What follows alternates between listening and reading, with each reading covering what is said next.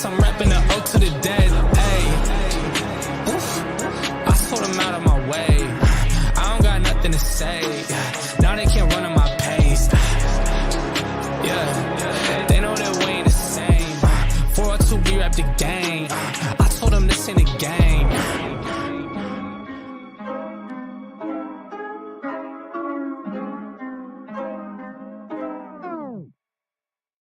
Hey, yo, what up, guys? It is Finn's Take with CB83 back to you for another show. I'm on the Clockblockers platform, subbing in for Stephen D. He's away with the family. I appreciate everybody coming out. It's going to be a fantastic show today. It's Thursday before game day, and man, we got a few days before we get back onto the field again in a primetime matchup versus the Los Angeles Chargers. Tua versus Herbert. I mean, this is what everybody wants to see, right? Tua versus Herbert. We get an opportunity to see these guys face off another time. I think it's going to be a really good matchup, and we're going to go into the details about the matchup. We're going to talk about players to watch, keys to victory, a number of different things. Before I do that, I'm going to bring on my co-host, Cameron 954. He's a big part of the Miami Sports Music channel. The guy always on the grill. The guy always on the grill is always that dude. I'm telling you. So when you go to tailgates and you go to different places, you go to cookouts, the guy on the grill, he's usually that dude. He's usually a man of many talents, a man who gets it done. You know, whether it's hot, whether it's cold outside, he's going to find a way. And where there's a will, there's a way. I'm going to bring on Cameron. Cameron, how you doing, man? How you doing on this? Hey, good morning, CB. How you doing, brother? Good, good. How you doing, man? How's it going? Good, man. I appreciate that intro, man. Pumping it up a little bit. And good morning to all the Clockblockers fam out there. CB, thank you for stepping in for Steven as he's floating around on the ocean somewhere out there with his family. Having a good time, man. He's having a good time, right? That's what it's all about, bro. Yeah. And shout out to everybody in the chat, man. I just want to give you guys a shout out real quick. Big shout out to Adam E, who was in here first. He says, good morning. We got Chris Johnson in here from Cali. What's good with you, Chris? Finn's in the house. Blessings up. Pamela, what's good? Pamela's always in the building. Pamela's everywhere. We love you, Pamela. We got my man Shake in here. Shake says it's another beautiful day in Zamunda. Throw them fins up, man. I appreciate everybody coming in, man. Mark K's in here. Michael K's in here. We got a little bit of everybody, but we're gonna have a good show today. Shout out to my guy Color from TFTG, Green Rat. Steven D's in this joint. What's up, Steven? What's going on, man? He said CB had some computer issues at home. He will be on in a couple minutes. And yeah, I'm here, guys. They wouldn't let me be great today, but I figured it out. Man. So Cam, let's get into talking about this matchup a little bit. Like what are you looking forward to this week, especially after the week we had in San Fran? We know we faced some adversity last week. We struggled a little bit on the road in San Fran. Now we have an opportunity to right the ship. What are you really looking forward to seeing, man? I'm looking forward to, number one, the team correcting its mistakes that were made on the field against San Francisco. And, starts with QB1, Tua. He had a un-Tua-like first half. He played a lot better in the second half, I think, especially in the third quarter. But excuse me. But I'm looking for special teams to play better, do a little bit more containment and getting the ball down the field when we do receive the ball. And I want to continue to see development from the defense, especially from the four-man front. Yeah. And the secondary will be tested this week with Herbert throwing downfield. Yeah, I think it's an exciting game. But I also think this, CB, if you go back and look at the game against San Francisco and really watch the game and break down every offensive play, especially in the first half, we left a lot of points on the board. We did. Whether it was Tua overthrowing, to Waddle or Hill in the middle, whether it was Jeff Wilson not making a catch that could have gone to the house, or Tua not making the correct reads down the field, there was opportunities and there was there was open plays that just weren't taken. And it's interesting to me to see, I think, how much Teron Armstead means to the confidence of Tua, because he was looking over his shoulder at Bosa, and it was clear that, Bosa was in his mind, if not, in his shirt. Tua was definitely worried about that blind side. Yeah, and that's honestly, that's what I saw a lot of early on in the game, just not being able to get comfortable, right? And that's what we saw is just a consistent player who's kind of been cool, calm, and collected for the most part, and nothing's really rattled him really this year, right? So, when Bosa started getting to him early, and then he started realizing that, hey, I really don't have the protection I think I have. I don't have the time I think I have. I think he got happy feet, and he just, and when it comes to football, there's just little things here and there, little details that can really hinder a play or, not executing a play. So, when they say football is a game of inches, it just really is, man. And a lot of those throws were really close to being completed, but in the NFL, close just doesn't get it done, man. It just doesn't. Right. And secondly, I think I'm really puzzled why we only, attempted 8 rushing attempts. And I want to see that change too. We got to control the clock more with our run game, get our run game going. Get Wilson and Mostert into the action primarily. I think that's imperative against an offense like the Chargers to keep them off the field. Yeah, and I think so too, man. And when you look at, what happened throughout the game, it's just you got to attack those linebackers. Like there were a really good group, right? Probably one of the best groups we'll see at the linebacker position. But if they don't have a threat of, a team running the ball on them, they're not going to press up, and they're not going to play honest. And that's the thing about the NFL too, is you just got to keep defenses honest. It's a lot of that, right? And running the ball keeps defenses honest. They look for it, when you're doing it and you're successful. So we got to find a way to run the football for sure. And that holding call on Robert Hunt late in the game just it really hurt us, right? I think it was 2 plays in a row, right? It was it was the procedure and the holding call that really stopped the momentum of that drive. We were down 10 points driving the ball. And that was a really great run. I thought it was a great block. I didn't think he pulled on the shoulder pads or did anything that was illegal. But that was that. Yeah, and that hurt us. And that I think when you put yourself in positions like that, it really does hurt you, because I think Mike McDaniels realized at that point, hey, I'm going to stop running the ball because it's not helping us. So, but that was a really good run. So I think you should go back to it in that instance. Hey, we might have got hit on that one, but you still got to continue to plug away at it, man. And I think, yeah. And the coaches just got to do a better job of also communicating with him. I think, as a play caller, you just kind of get into a rhythm sometimes. And sometimes that rhythm is, hey, I just want to pass the ball. I just feel better passing the ball. But you really got to have a strong set of coaches that are in your ear and say, hey, we need to run the ball a little bit more. I know you want to pass it, Mike, but you gotta run it. You gotta run it. You gotta keep these guys honest. Listen, people talk about the referees, taking calls away from us, but that happens on both sides, and we benefit. Every team benefits from referees' bad calls, and don't benefit. They suffer from bad calls, and at the end of the season, it evens out. I'm not blaming the referees, at all. No, by any means. It's not on the referees. I mean, we had a rough go of it, whether it was the referees just didn't help. It didn't help at all, right? Yeah.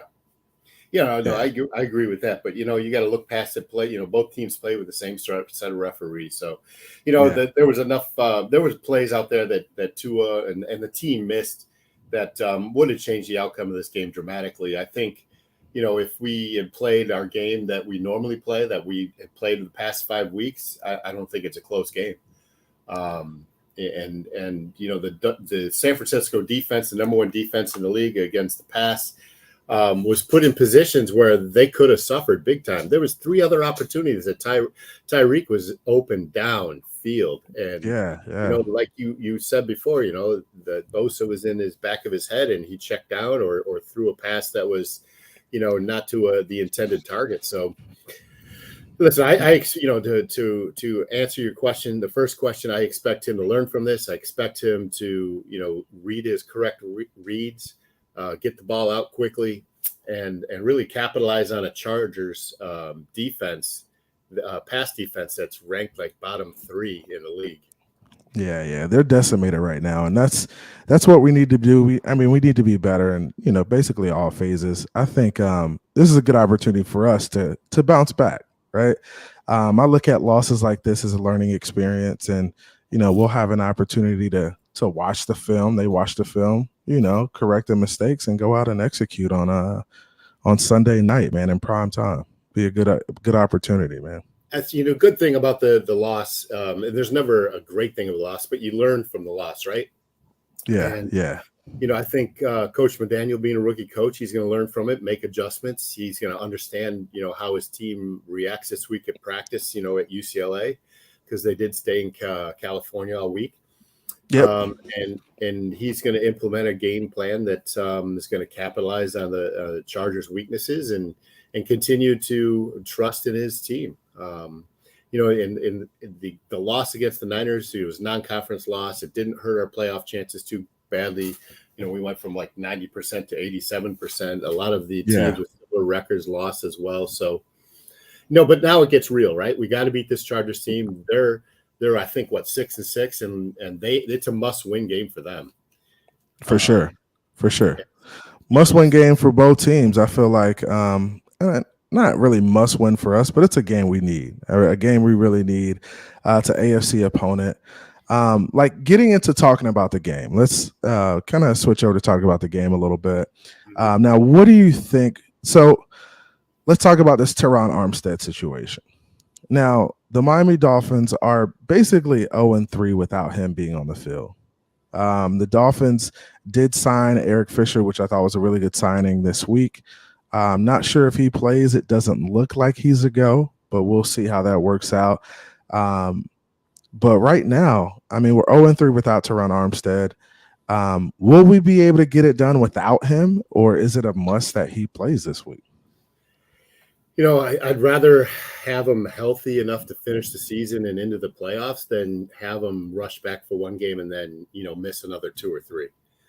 So, and to be honest with you, the protection wasn't terrible. It wasn't. They ran the ball. When they ran the ball, effectively.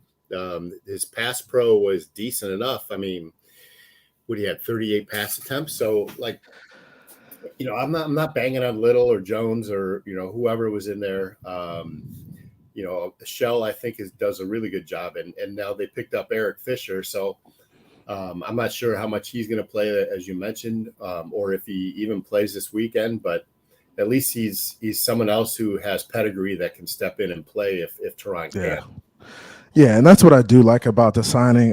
Even if Armstead can't play, we do have a guy that possibly can. Not sure he steps in this week, but if we have Teron Armstead healthy along with Fisher as well, and then we have Rob Jones, Connor Williams, and Rob Hunt, solidifying the middle, we should be pretty formidable. The thing about Eric Fisher, and I kind of watched a little bit of this film before the show and last night, he's a really good run blocker, right? And our run game has been struggling a lot, right? Just struggling to get going. So it's going to be good to see a guy who can get in there and who has that experience, who has the pedigree, who's played in big time games. We got to think about the fact that he's also a Tyreek Hill teammate. So he played with Kansas City and they played together a lot. So I'm sure Tyreek might have made that phone call and say, "Hey, Eric, we're going to need you for this run. Let's go get some W's, man, and try to, go get this Super Bowl run, man." So that may have been a call that Tyreek made, but he's made a lot of plays in the run game for guys like Tyreek. So I'm looking forward to seeing that O-line kind of solidify throughout this stretch, man. Now, I don't like the shuffling, but it's just something you have to do sometimes when guys are banged up. I mean, how do you feel about the chemistry in regards to the offensive line? Well, I mean, they made upgrades in the offseason to solidify the offensive line over last year, bringing in Connor Williams and signing Teron Armstead. Now, Connor Williams has been arguably, the best most consistent offensive lineman on the team. Him and Robert Hunt have solidified that middle, so to speak. But you've got a wild card. Eichenberg's been out. He's eligible to come back this week, so we'll see what happens with him. But to answer your question, I think it's been marginally better than last year, which isn't saying much. My expectation is for them, if this team is to be a playoff team and be a considerable, a formidable playoff team, this offensive line has to come together in these last 5 games. Yeah. And I think that's where they are right now. And I think that's why they go and get a guy like Fisher, because they know that, hey, in order for us to really make a run, we're going to have to go get a guy who's got the experience, right? And I can understand you trying to give guys like Brandon Shell, some of the other guys opportunities for the tackle spot. But now is just not a time to experiment. This December stretch is not a time to be shuffling guys and trying to figure out where they can or cannot play for us. At this point, it's about getting 5 guys who can lock in and play throughout this stretch. That's going to be important at this point. I mean, it's December football, so every game moving forward is pretty much a playoff game for us. I mean, it's going to be playoff atmosphere. It's going to be win or drop out of the playoffs type situation. So you got to figure it out down this stretch. You got to figure out who you are and kind of create an identity for yourself moving into the playoffs, because we kind of lack that as of right now.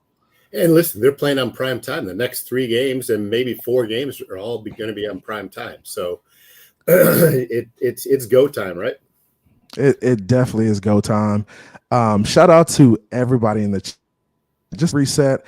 I see a little bit of everybody in the chat. We got 65 in the room, guys. Hit the like, subscribe, share. Are we at 10,000 yet, Kim? Are we there yet? Like Monday he was 12 shy of 10,000, which is come on, guys. Hey, we gotta get there today. Let's get there. Hey, send this out into the world right now. Take this link and just post it in 1 or 2 group chats and have people tune in.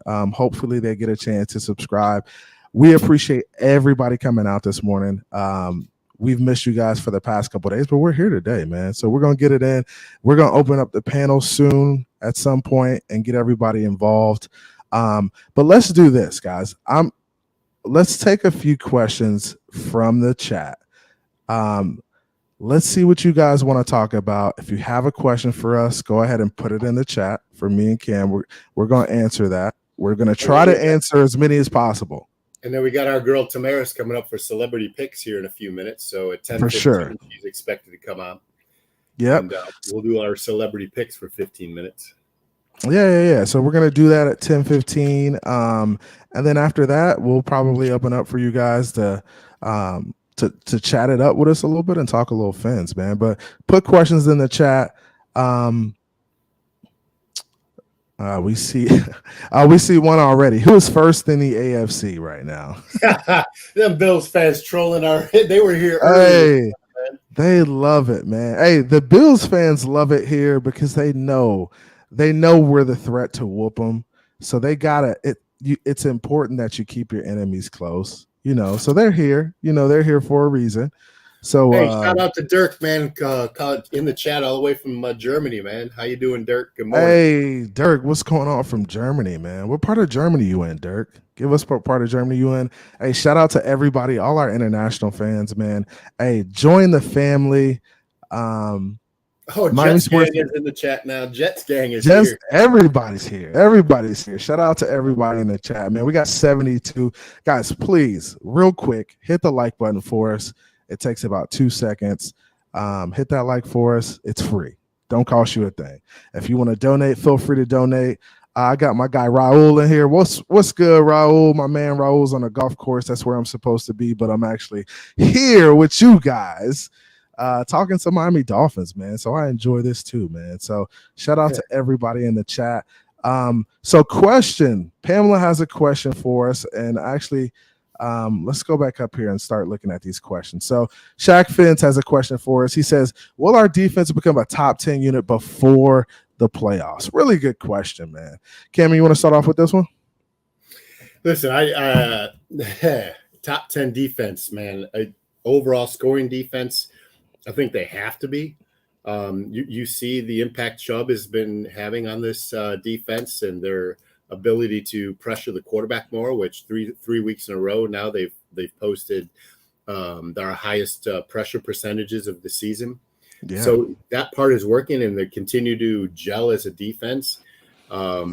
I don't even want to mention Byron Jones' name because, to me at this point, he's a non-factor. So we got two rookies back there, playing significant time in Keon Crossing and Cater Kahoo. Yeah. And man, to me, it feels like we're walking a tightrope back there, right? It is. It really does feel like a tightrope, man. It really does feel like we're a little bit shy of having the type of players we need back there in the secondary. It feels like we're close, but we're always like a second late or a second, just not enough rallying to the football, man. And I think as a defense, they just got to find a way to get off the field on third down. And I don't know if it's play calling or if it's just play itself, but we're struggling getting off the field on third downs, man. It's just we're having a hard time, man. And I think it's mainly because we're having a hard time stopping these early runs and these formations. So when they get in the first and second down and they're running the ball, they're getting like 4 or 5 yards sometimes. So if we could do a little bit better on stopping these runs, I think it puts us in a better position to really get into third and long. We need to get into third and long. Like that's the type of defense we have because we need to get pressure on third and long and cause havoc with the quarterback. But if we're in third and short and the whole playbook is open, we're just going to struggle because those young corners aren't really holding up on these slant routes and these quick routes that the quarterback can see right away and just get it to his guy. No, I agree, man. I agree. You think about the impact that the loss of Brandon Jones had on this team. Yeah. Now we're running Eric Rowe out there who, is a good player, but he definitely has showed that he isn't the caliber of Brandon Jones. And now we've got Javon Holland back there, basically on an island now. So I think we're really missing Brandon Jones and Byron Jones, to be honest with you, versus last year's team. Now, those aren't excuses. It's reality, and the other players just have to step up. But it's obvious that they're not the same caliber, and we're relying on two rookies to fill their shoes. That's a tall order. Yeah, definitely. And then, Byron Jones, Brandon Jones, and then Nick Needham also. So you're just really just in a tight situation in the secondary. And Nick Needham is kind of really a big piece in that secondary too, because he could really play really good man-to-man coverage on guys and keep them from getting the football. So really, really good opportunity for guys to step up, though. That's what it is. It's going to be guys learning on the run and trying to figure it out. So next question I wanted to get to, it's a question from Kenna Rankin. It's a really good question. He says, are y'all now worried about Tua and probably his performance in important games? How do you feel about that, Cam? Listen, I mean, are you all worried about Tua in an important game? No, I'm not worried about him. I'll be worried about him if he does the same thing, after the Chargers game. I expect him to step up, learn from it. He's a proven winner. He's won championships in college. He's won games in the NFL. He's done, he's in the MVP, conversation. And to be honest with you, like he set a bar that's really kind of consistently unattainable for all this time, right? Like you're allowed to have a bad game, right? Josh Allen has bad games. Herbert has bad games. Every quarterback has bad games. And that was Tua's. Now, I don't expect him to have another bad game on Sunday night. And so am I worried about him? Not at all, Kenna. Yeah. Good answer. And I think I'm kind of on the same wavelength. No, I'm not worried about him. I think he'll bounce back. I haven't seen Tua really have two bad games back to back ever as a Dolphin. So he usually plays pretty well under pressure. He's performed well, and I think we've been a little spoiled in regards to his play. Um, he's been that good throughout this last 5-game stretch. So I think it's okay for guys to have a bad game. Tom Brady's of the world have bad games. Aaron Rodgers have bad games. That happens. So I just expect him to go out there, learn from his mistakes, and just come out firing on all cylinders on Sunday. And he may, it may be a couple throws that are off, but I expect him to hit on more than he misses for sure. For sure. Hey, shout out to Daniel from Sweden. Shout out to Steven listening, watching, tuning in from Canada, man. We got some international flavor in the shout out to the international flavor, baby. The international flavor. Hey, I appreciate you guys coming in. We got 80 in the room right now. Hit the like, share, subscribe. Another question we're going to take, last one before we bring on our girl and we do the picks. Let's go with Pamela's question. Pamela says, hey, where do you see this team at the end of the season? And I'll start with this one, Cam. At the end of the season, so this is what I called before the season. I said we will be 12-5, we'd be in the playoffs, and we'd make a run at a Super Bowl. Right now, we're looking at, what are we, 8-4, right? We have another 5 games left, right? And we have an opportunity to basically go on a run. We could win out, we could lose games. Those are the options, but I see us at being, around 12-5 at the end of the season. I see us making a formidable push to go after the AFC. And have an opportunity to get into the Super Bowl. That's where I see us. I think this team is good enough. I think this team really loves one another. And I think that's a big part of a team making Super Bowl runs. It's just having that chemistry, wanting to play for one another, enjoying their coaches and their coaching staff, and just constantly figuring out a way to make adjustments and make plays when it counts, man. I'm with you on the record part. You go through the games and listen, none of the rest of the games are going to be easy, right? You've got New England and and the Jets. You got New England and Buffalo away. You've got the Jets at home. You got Green Bay at home, which who would have told you that would have been probably the easiest of the last 5 games when the season started, but it looks like it on paper. And then you've got the Chargers this Sunday. So I'm with you. I see there's a 1 loss out of the next 5 games, whether that's Sunday or next Saturday. That remains to be seen. But one of those 2 games, I think we got to win one of them. And whether whether it's Sunday night or next Saturday night, you got to win one of those and then win the rest, which they should be able to do. So, it's really this next 5 games is going to tell us who we are as a team, and whether we're 12-5 or, we're, 9-8, that we're going to see, aren't we?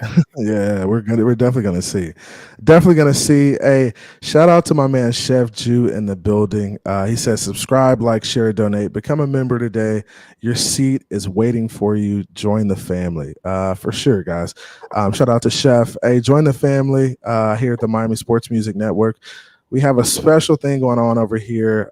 We try to bring you guys nonstop content. We try to keep it coming for you. We try to be consistent. We appreciate everybody coming out this morning. I'm going to take actually one more question. Cat for Life. And say that again. Cat for Life has got a good question there. Which one is it? Let me go down. Okay. All right, cool. So this question says, let's say we win Sunday night and we get free passes if we don't win at Buffalo, and say the QB is entitled to a loss. It's a catch-22, in my opinion, even if it's hypothetical. So what do you think about that, Cam? Man, it's a good question because, I know where Cat for Life is going with this. And we win Sunday and we lose at Buffalo. As long as we're competitive and he's if Buffalo beats us, that I can handle that. If we beat ourselves, then the questions start. If Tua plays a good game, if the offense plays a good game, if the defense plays a good game, the special teams plays a good game against Buffalo, but Buffalo beats us, like they're the best team in the AFC, right? Until we beat them consistently, they're the best team in the AFC East. And so, I'm going to say, like, if we play our best game and they still beat us, that, like, I can accept that. I cannot accept us, with stupid penalties or missed throws or leaving wide receivers wide open or not containing Josh Allen or whomever we're playing against. So to answer your I don't think there's any hypothetical, scenario where they automatically get a pass because they lose. I think our expectation should be from this point moving forward, and it should be all season, but especially this point moving forward, that we expect the best from this team. Yeah, and I agree with you, man. I mean, at this point, we're over halfway through the season. We know this team can win big games. We've seen them do it before. If they don't make mistakes and they do all the things they need to do. So at this point, if we win Sunday night, which I expect us to do, and then, come out and lose to Buffalo, it's going to depend on how we lose if we get a pass. And I don't think we're going to come out and just, poop the bed. I think we're going to come out and be competitive. And that's what I've seen from this team, no matter what the situation is. It's always been competitive with Tua under center. It's going to be competitive. These guys are going to come out and really work hard to get the wins, man. So, that's what I expect. Looking forward to us kind of figuring that out over this next stretch, man. Looking forward to it. All eyes are on the QB position Sunday night, aren't they? Oh, for sure. Tua versus Herbert in prime time. Who's the better player? Who was worth the pick? That's what we're gonna find out on Sunday, man. Right. Hey, and speaking of prime time, man, we got our girl Tamaris in here for our celebrity picks of the week. Tamaris, come on up here, man. Tamaris, how's it going? Hey, good. How's everyone? Good morning, Tamaris. Introduce you to CB83 here. He's our co-host, stepping in for Stephen D, who's with his family out on a cruise this week. Oh, look at him enjoying his best life. Okay, he could have warned me. He told me last week that this is happening.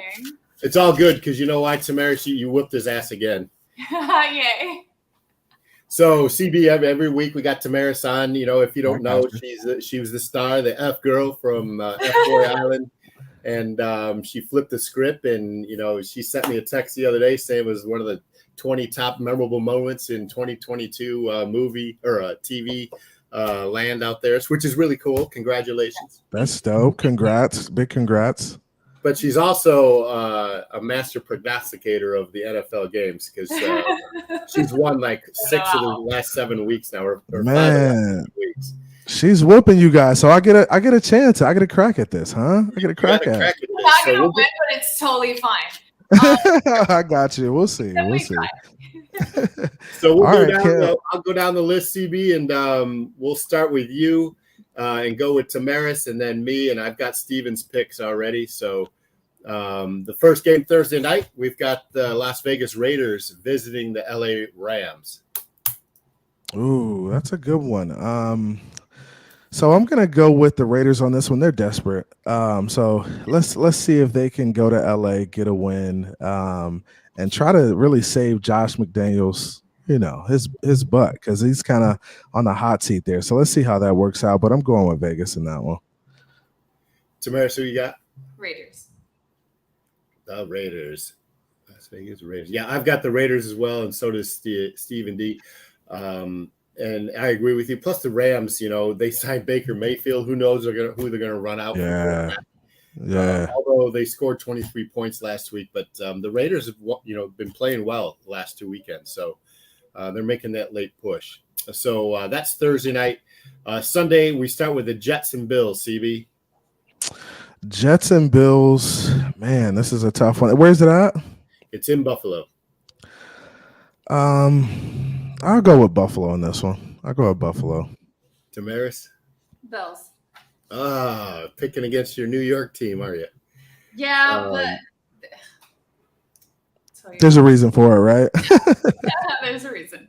Hey, so yeah, Steven picked Buffalo. I'll pick Buffalo as well, but I think this game's a lot closer. In fact, the spread's like 2.5 right now, which tells us a lot. Then we've got the Cleveland Massage Oilers going into the Cincinnati Bengals. Oh, Cleveland versus Cincy. Cincy's playing well right now. I like Cleveland. I like Cleveland in an upset in this one. Let's do it. I like Cleveland in an upset over Cincy. Let's go that way. Tamaris? Bengals. The Bengals. So CB's out on the island on this because Steven and myself both have Cincinnati as well as Tamaris. Let's see what Cleveland's got.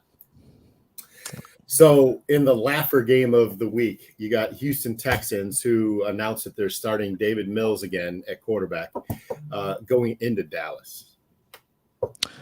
I got Dallas for sure. Yeah, Dallas for sure. Maris? Same, Cowboys.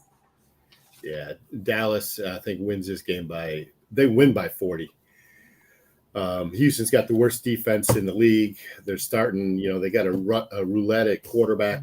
There's no hope for them. So conversely, in a really interesting game, Detroit Lions at home hosting the Minnesota Vikings.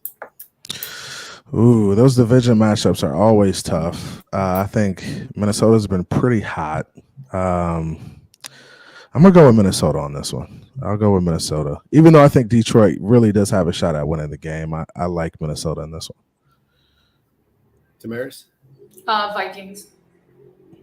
Minnesota. Steven took Detroit, and I think this game that's really interesting. Close. I think it'll be really close. I'm going to take Detroit as well at home. They're scoring a ton of points. They get their number 1 draft pick wide receiver back second week now. They're really playing better on defense. And to let you guys know, it's a really close game in Vegas's eyes. Detroit's only a 2.5 point underdog. Despite that, I'm going with the Vikes, man. I think they're going to take that one. Gotcha. All right, moving on. Philadelphia in a big NFC East division matchup is going into the Meadowlands to face the Giants. That's going to be a good game. I like it's a tough game. These conference matchups are always a toss-up. I'm going to go with Philly in this one. I like Philly for the win. Good morning. Tamaris. Eagles. The Eagles. So Steven's got the New York Giants, and we're going to leave him on that island. I'm going to take the Eagles. They're just playing, I think, better than anybody else in the NFC right now, outside of maybe Dallas. So the Giants for the win there. Baltimore in a game where they're going to start Huntley at quarterback going into Pittsburgh. Good one. Another conference matchup. I like Baltimore in this one. Go with the Baltimore Ravens in this one. Maris? Ravens. So Steven has the Ravens, Maris and CB all have the Ravens. I'm taking Pittsburgh. Ooh. At home. Baltimore's going to struggle to score points. Pittsburgh's been 3-1 in the last 4 games, and they never lose at home. So I'm taking Pittsburgh. All right. In another interesting game, Jacksonville goes into Tennessee. Jacksonville going into Tennessee. I like Tennessee in this one. Another conference matchup, but Tennessee will get it done at home versus the Jacksonville Jaguars. Tamaris? Same. I feel like we've had kind of all the same. Yeah. I think we had one that was different. It's like one. Yeah, my one's going to be the kicker that beats you. Don't worry about it. Oh, okay. I'm taking Tennessee at home as well. Tennessee. So we in another laugher game, there should be, and you never know in the NFL because any given Sunday, right? Denver Broncos, let's ride, host the KC Chiefs. Ooh, let's ride. I'm going with Kansas City in this one, man. I don't think Denver stands a chance. So Maris. Taking my answers. She's taking my answers. That's what she does. Hey, no. I don't think she has these written down. All right, so we're all taking Kansas City for that game, and a pretty obvious. And Russell Wilson, just because we're keeping track, still is on pace to have more bathrooms in his house than touchdowns for the season. Oh, he has man. 12 bathrooms in his house. Don't do him like that. Don't do him like that. Who was it that called him a square on TV the other day? I can't remember who it was, man. Oh, it was oh gosh, who it was? It was on the pivot. It was funny. Just called him a square. He's getting roasted shade, right now. Jeez. All kinds of shade. Speaking of shade, the rescue. Tampa Bay goes into San Francisco. You've got the Mr. Relevant now starting the rest of the season for San Francisco, who looked really good against the Dolphins. Against the Tampa Bay team that needed to pull Monday Night Football out of their butts. My gosh. Against a really bad New Orleans team. Tampa's really struggling right now, man. But I got to go with the GOAT on this one. I'm going with Brady and Tampa on this one. They go out to the West Coast. They figure it out. They get a dub. NFC. Let's go. Maris? Seahawks. It's San Francisco. Wrong game. Oh, okay. Wait, which one is that? See, she's trying not to follow my lead, but she's messing up. I don't know it by where they're actually from. I just know what they have online. So relax. Tampa Bay at San Francisco. The 49ers, right? That Yeah. one. Okay, Yeah. that one is the one I pick. Okay. I don't watch the game. Are you sure? Are you sure? Yes, I'm sure. It's on my paper. Okay, I'm just making sure. CB, just to caution you, you better watch. She couldn't get it, man. We got the Carolina. I ain't worried. I'm not worried, Cam. We got Carolina Panthers going into Seattle to face the Seahawks. Oh, okay. Now this is the game, Tamaris. Now this is the one. I got the Seahawks in that one. Obviously, I do too. Yeah, we all have the Seahawks in this. So another Monday Night Football snoozer. The Patriots go into Arizona to face the Cardinals. Patriots Cards. I'll take the Patriots. They'll be a tougher football team and just kind of wear them down a little bit. Maris? Obviously, I'm not going to pick the Patriots, but I do think that the Patriots are going to win. But obviously, I'm going to pick the Cardinals because I'm never going to pick the Patriots.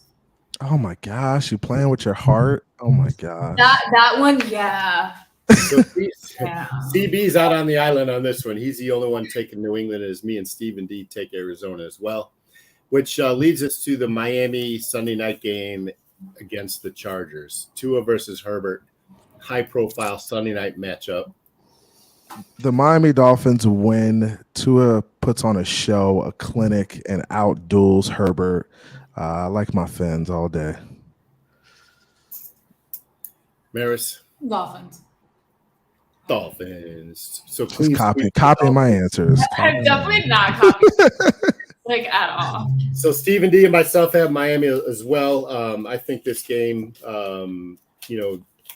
isn't as close as people think it is. There's a lot of people out there that think Herbert and the Chargers win this game. I don't see it happening. I think the offense for the Dolphins is just too good, and Tua has what some will say a bounce back game. But he does his thing and brings up a 40 burger on the Chargers. And I didn't keep score for the last game or tell you the score, but Tamaris, you were 8-7, Steven was 9-6, and I was 10-5. So that's the first week you lost, Tamaris. Jeez. We're so excited to say that, Cameron. Well, I mean, kind of, yeah, because as you let us all know that we do this every day, and you come up here and have been beating our butts all season. So man, she's been putting it to you boys, man. That's crazy. Any of these, I've never even watched a game. Well, probably a Dolphins game, but other than that, nothing else. Well, speaking of watching Dolphins games, next Saturday we're hosting along with Stephen D and Dolph Freaky down at Vasasur Brewery down in Wynwood for the 8:00 game. It's a watch party at Vasasur. It's free to attend. All you have to do is RSVP through tailgreeter.com. Just search Dolphins watch party and just put in as many people as you like. I'm hoping I can get Tamaris there for Saturday night on the 17th. I'll be there. My family will be there. Hopefully we got a lot of other people, maybe some former players coming along as well. It should be a great time. Tamaris, tell us what you got going on and where people can find you. Yeah. Any news To share? Nothing I can share right now, but some stuff coming in the works. So keep an eye out. And you can find me on my Instagram, which is my handle right there. It's Tamaris_3S's. And then Twitter, Queen of JPEGs. And that's kind of it. Nice. Hey, well, we appreciate you coming on and giving your picks. Even though you copied mine, it's going to be okay. So we appreciate it. But okay. I know. Yeah. So, hey, we appreciate you coming on, guys. Go follow her. Follow her on our socials. Check out what she's got going on. Cam, go ahead and set us out, man. Yeah. Hey, Tamaris, thank you for your time. And everybody in the chat, big ups to Tamaris as she's going for a realtor's exam today.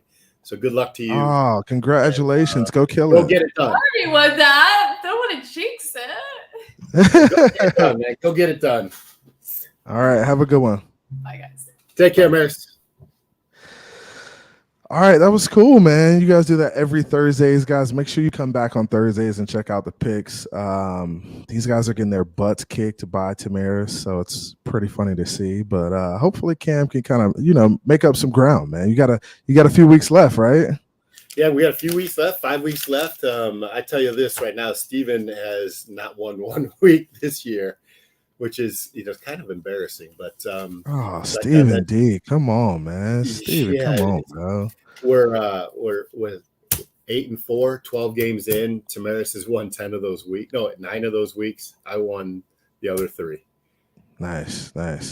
Hey, well, we got 90 in the room right now. Hey, guys, hit the like for us. I think we were up to about 50 something likes.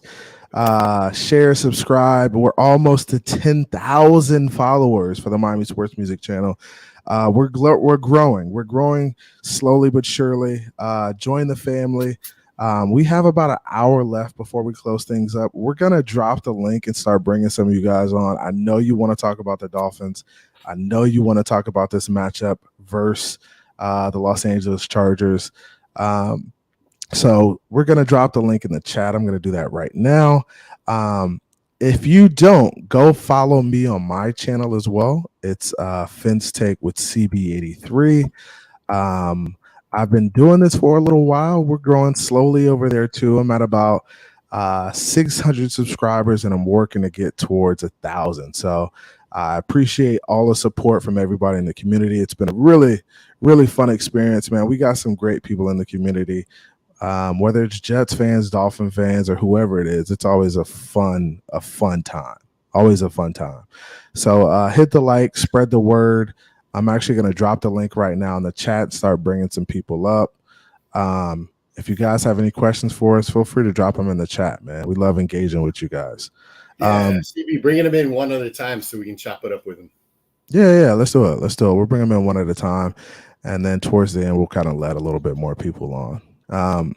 So yeah, I'm also going to drop the link for my channel in the chat as well. You guys check that out.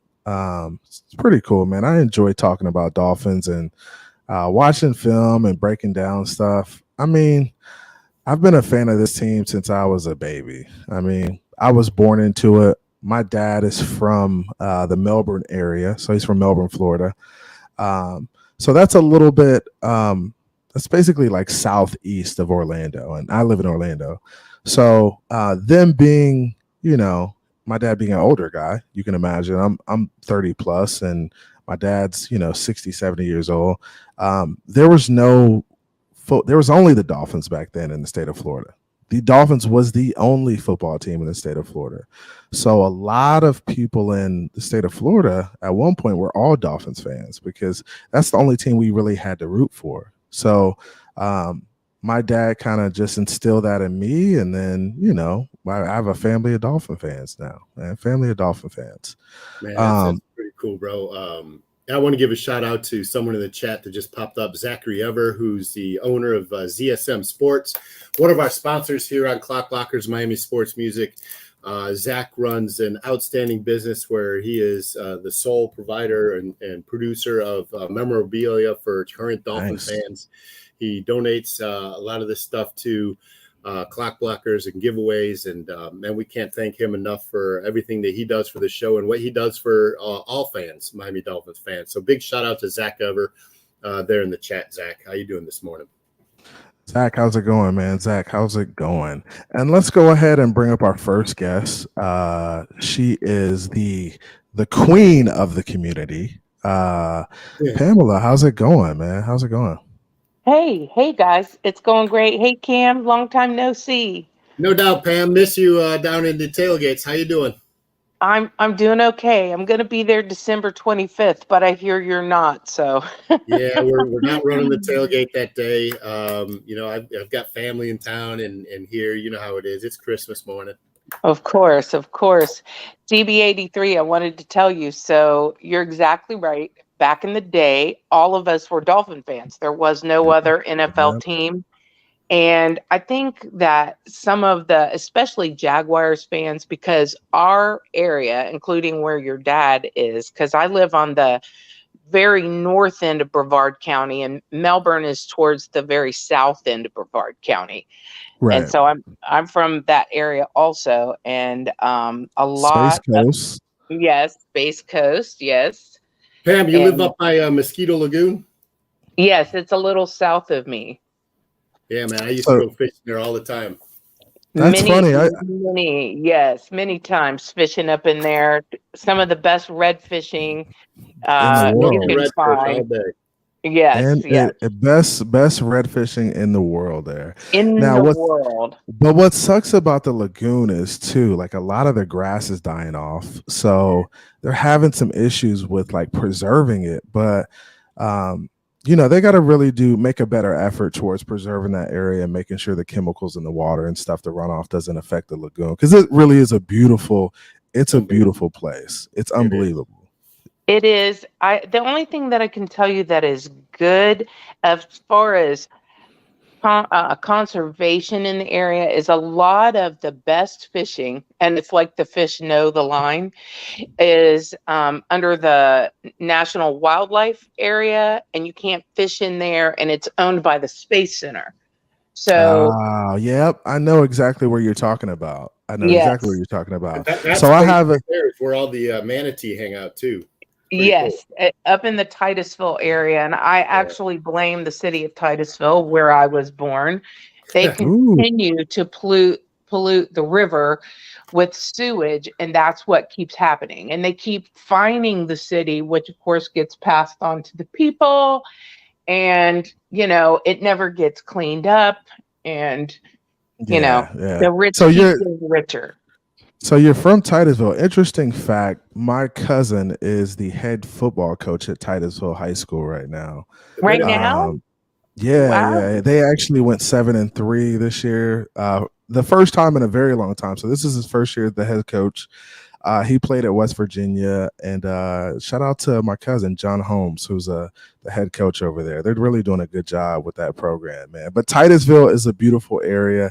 That whole Space Coast, Mosquito Lagoon, really the best fishing in the world. And yes, some of those guys who work at the Cape used to be able to get on there and fish. So I used to be able to go on and fish with them. I would have to get clearance, get passes, but they allowed employees sometimes to go on and fish, but they've kind of shut it down since COVID, which sucks for everybody and the people working there.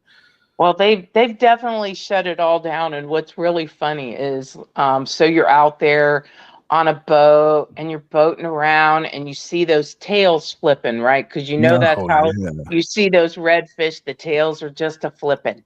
And so you've got a little sign, do not enter. It doesn't look really ominous or anything. It's just like a little sign. Well, what's the big deal if I go over this line just a little bit?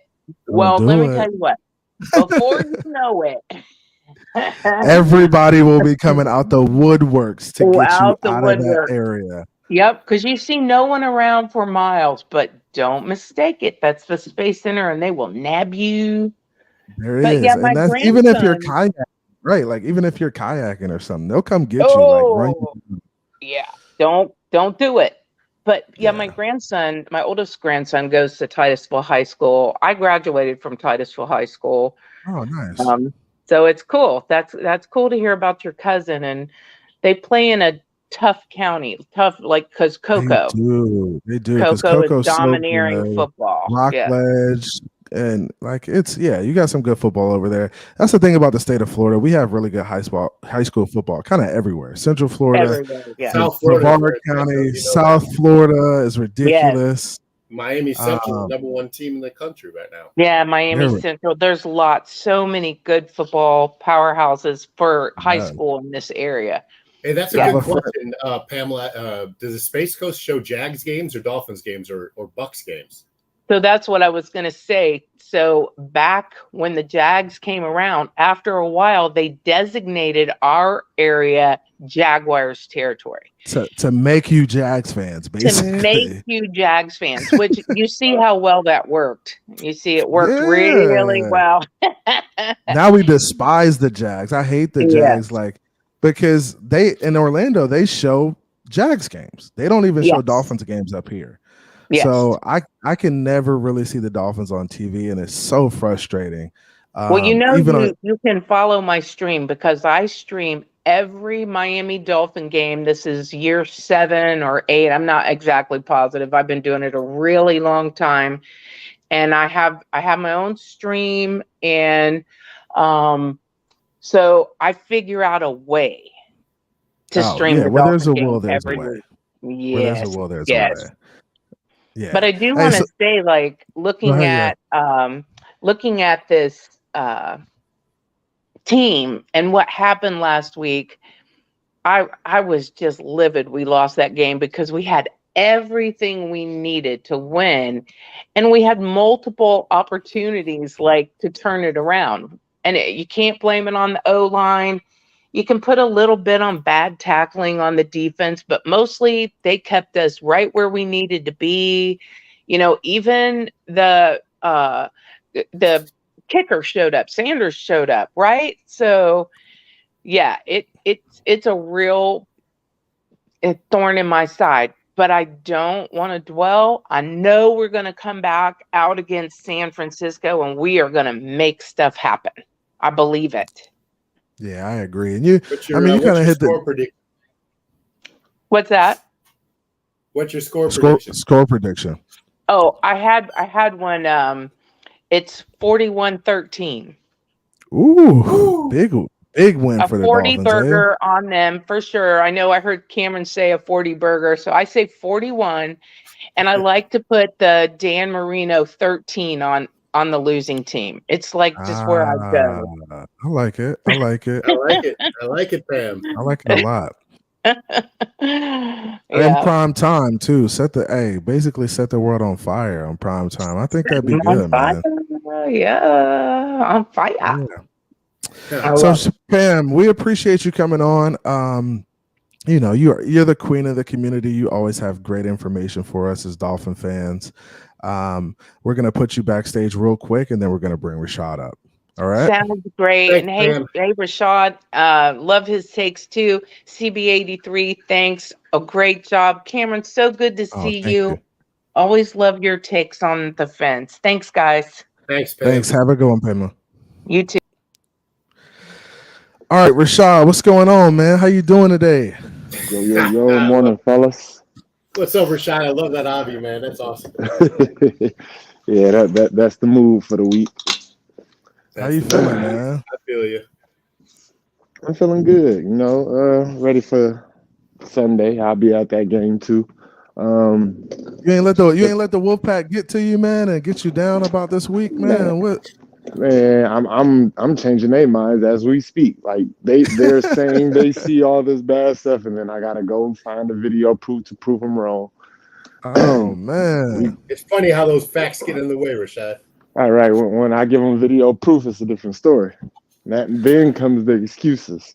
They don't like the video proof, Rashad. They say we capping, but they don't like the video proof. When you put the film on it, and the eye in the sky don't lie. They don't like that, man. They hey, like Cruz says, the Wolfpack is pretty brittle, man. They are a brittle group, man. Yeah, Brittle group for sure. Yeah, I love it. Yeah. But so what do you? So what do you? Go ahead. I was just gonna say, you and everybody that's been up here this week, killing it, holding it down for Steven. Everybody, make sure y'all donate the same. Hit that like button, share, all the good things. Yeah, we appreciate that, man. We got my man Cam in here holding it down for us. Steven's on the ship enjoying himself. Shout out to Steven for giving us this opportunity to kind of host the show, man. I know this is his baby, man. He's been doing this for a long time. He's been real consistent. So, we appreciate the opportunity. And we thank you guys for coming out. We got 90 in the room right now, and you guys are here listening to us talk Dolphins. Question for you, Rashad. Like, who's the player to watch for you this game? Player to watch. Tua, huh? Why? Why is that? Well, I'm one of Tua's realest critics. I ain't gonna say biggest critics, but I like Tyreek said. I don't know if anybody's seen that interview. He go out there and throw them 6 touchdowns or something crazy like that. Is what he said. I don't like Tua's interview where he seems to be the nice guy again. Give me angry Tua any day of the week, but I just feel like from here on out, I feel offensive explosion. I feel like everybody gets it back on track before the bye week, or I should say before halftime of the Texans, and we are rolling. We are back on track. We're killing the game. #1 offense by end of the season. Like, when I say big games, I mean big games for here on out. I like it, man. And I think we've seen good things from this group offensively and defensively. I think they just need to find a way to start putting it together and start playing as a cohesive team for all 4 quarters of these games. Like, they got to figure out how to make these adjustments and go out there and win games. And I understand there's going to be games where you face adversity and you struggle, like the San Francisco game. That was a buzzsaw. I think we did some good things. We did a lot of bad things as well. And as a result of that, we end up losing the game. But what do you think are the keys to victory? What's one of your keys to victory? And then I'm going to go to Cam for his keys to victory, and then I'll talk about mine. Keys to victory, I'm gonna run with the defense. I feel like pressure on, on Herbert. I think our corners they don't have the speediest receivers, so I feel like our covers could run that man-to-man we attempted to run against the 49ers. Throw a little zone in there, but our pass rush get in there. We know Herbert. Once Herbert is moving in the pocket, he tends to make mistakes. And I think that should be our game plan right there. Keep them scared, force them to step up and try to get it over our heads, and we capitalize. Yeah. I like it. Cam, what do you think? Keys to victory. Man, like I said before, it's Tua making his progressions accurately, throwing the ball to the right windows, getting the run game going, and putting pressure on Herbert. Yeah. And I think the run game going is important. Like, we got to be able to establish the run game a little bit more. Hopefully Fisher is a go. Maybe if not this week, next week. And we start getting that run game going, man. We need it because it's going to help us in play action. We got to be able to take more shots. And this is where I am with Mike McDaniels in his play call. I like the way he's calling the games. but he's got to get into his ear about taking more shots down the field. There were, like Cam said, there were some opportunities where Tyreek was running past guys, running past the safety. He's got to take those shots.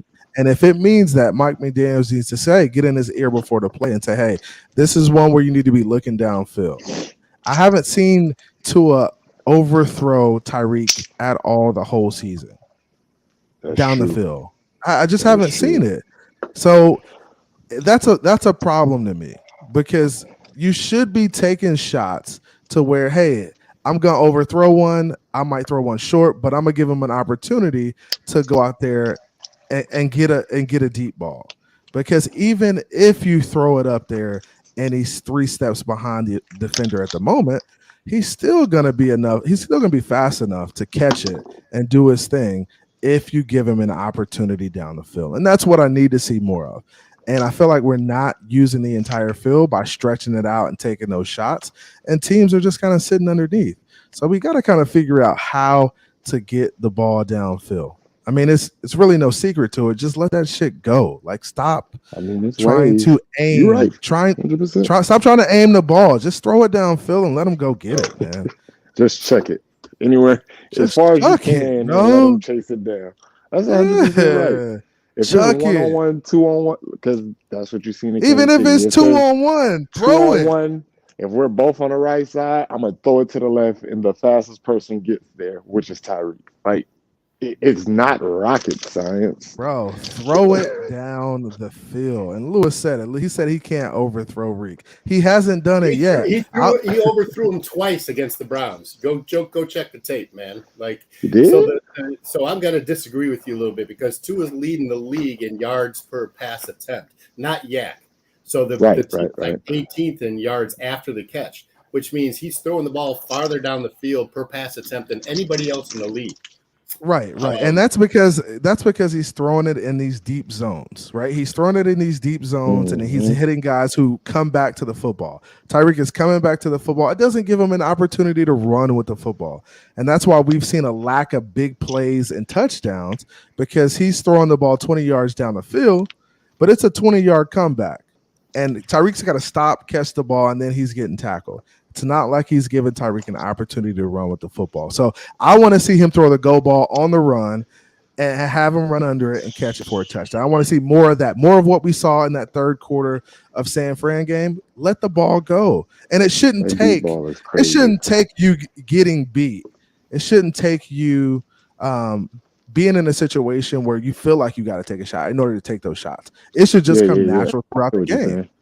You see what I'm saying? Like, it when your back's up against the wall, you shouldn't be taking those shots. You should be taking those from the get-go. That's my gotta manipulate the game with it. You gotta take that 50-yard chunk, that 15-yard chunk that they give us, and then 1st and 10, let it fly. Like, you gotta be a little bit more downfield. You gotta get your 30 mil worth. I like Tyreek underneath. Max protect deep ball. Forget it. Just let it fly. And honestly, Rashad, when we think about it, it doesn't take long for Tua to catch the ball, rear up, and chuck it down the field. You don't need a lot of protection for that. You just need a guy who can run and catch it and go underneath it and get it. So you got to let that thing go a little bit more. That's what I want to see from Tua and Mike McDaniels. Let it go, man. Let it rip a little bit. I understand you want to play the underneath game, the short stuff, the 20 yards underneath, the 15 yards middle of the field, but test these safeties. We're not testing these safeties enough, man. 100% right. I still don't know how you got that deep ball off versus the 49ers, because bro, I don't know. He threw it late too.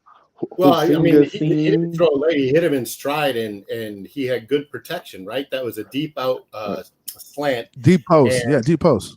And our Sherfield took the safety underneath, allowing Tyreek to post. Exactly. And Tyreek ran the post. I don't know why Finger took.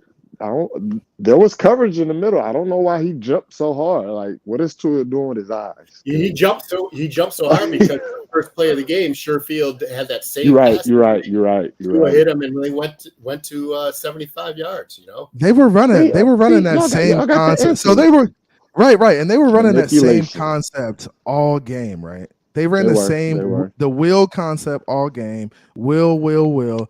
At some point, run the damn wheel route, right? And just throw it to Tyreek on a wheel.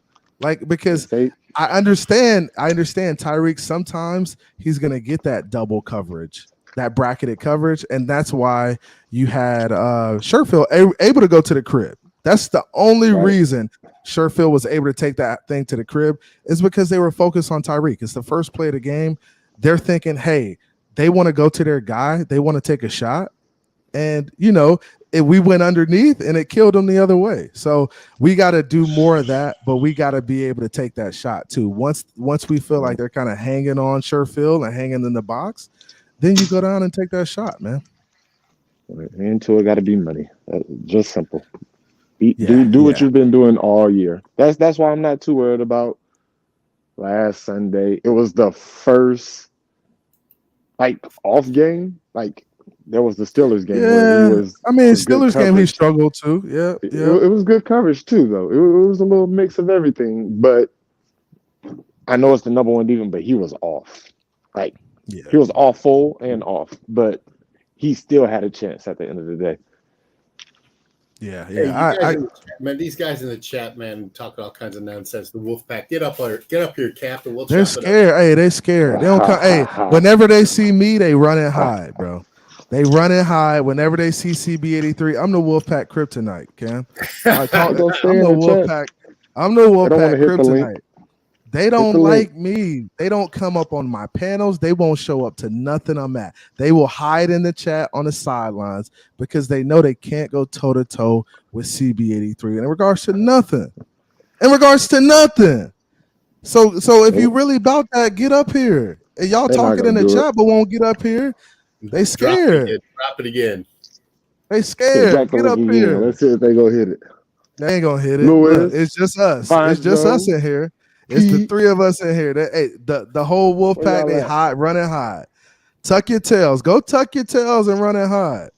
Your long distance I'm here. cousin Manny. We here for another 30 minutes. The gloves are off. The link is in the chat. Let's do it. Cap's already got the excuses saying his cricket and Dollar Tree. Here he is. Here's one of them. What's good, Cap? Good morning, gentlemen. Good morning. What's up, morning? How you doing, man? No, I'm hanging in there, man. I'm ready. I got the popcorn popping in the microwave, and I'm ready to see this film you speak of, man. Show me this film, this magical film that'll change my mindset. Hey, Cap. So what film do you want to see, Cap? What you want to see? I don't know, man. You're telling me you see something that we don't see. All I see is a whole bunch of things like I mentioned in the chat. Underthrows, overthrows. I think we're saying the same thing, Cap. I think. Are you talking about from Sunday? So you didn't see any good. Cap, you didn't see any good plays? No, man. Well, look, listen. I'm not going to beat a dead horse, man, because this is what after Wednesday we move on to the Chargers game. But yeah, man, this film breakdown you speak of so highly of, I mean, they seen and shown nothing but the complete opposite of what you're praising of. No, we're not praising what we're saying. I think we're saying the same thing, Cap, is that he left points on the board because there was open players. There was opportunities to take to the house 3 or 4 times that he didn't see or just hit. And I think we're saying the same thing. What I'm saying is that we run those same plays against the Chargers in those same schemes, and Tua hits like he's been hitting all year, we'll be good. Now you asked for this. This is what you asked for. Don't say I didn't warn you when you asked me to put this film on, right? This is what you wanted to see. You wanted to see a completion on the first play of the game. No, I wanted to see the Gesicki throw where Jeff Wilson was wide open. Oh, you want to see it? Okay, all right. So, but when we go there, I mean, we got to look at everything, right, Cap? We got to look at everything. We can't just look at the one play. It's a whole game. Of course, you're gonna miss a couple throws here or there, right? Everyone does. Everyone misses throws, right, Cap? That's a bad throw, right? So he struggled here on an out route, and the communication right on this. So he makes a wrong read. Freeze that frame right there, and I think it's Sherfield, right? That's there at the 30-yard line, but he's taking it to Tyreek on the outside. So that's the play I was talking about. This same play against the Browns, they ran out a 4th down play. I think it was the Browns, and it went for 30 yards. And it all depends on where Tua looks away that safety at the 40-yard line and the cornerback. So if he draws a safety inside, Tyreek's got that whole sideline, but he doesn't do it because Tua is staring down Tyreek. And right. So he's exactly. Tua So he's looking at too. and he's looking at Tyreek thinking, I think Tyreek's going to stop, but Tyreek's not stopping. He's kind of continuing to drift. And Sherfield is right in the zone right now. He should be thinking, just get the ball to Sherfield because the guy's sitting on Tyreek unless he feels like Tyreek's going to run down the field. But at this point, Tyreek is looking in the backfield. This is my problem with plays like this. Tyreek is looking in the backfield right now. He's 3 yards past the line of scrimmage. Like, what are you looking in the back for? If you're ready for the ball, you need to stop and get the football. But this little eye communication right here where you guys are trying to figure it out, you either need to be running past the dude and Tua throwing the ball, or you need to be sitting down or anchoring down or trying to get the ball. But you can't be playing this communication game and this eye contact game. You got to figure out what he's going to do and just do it.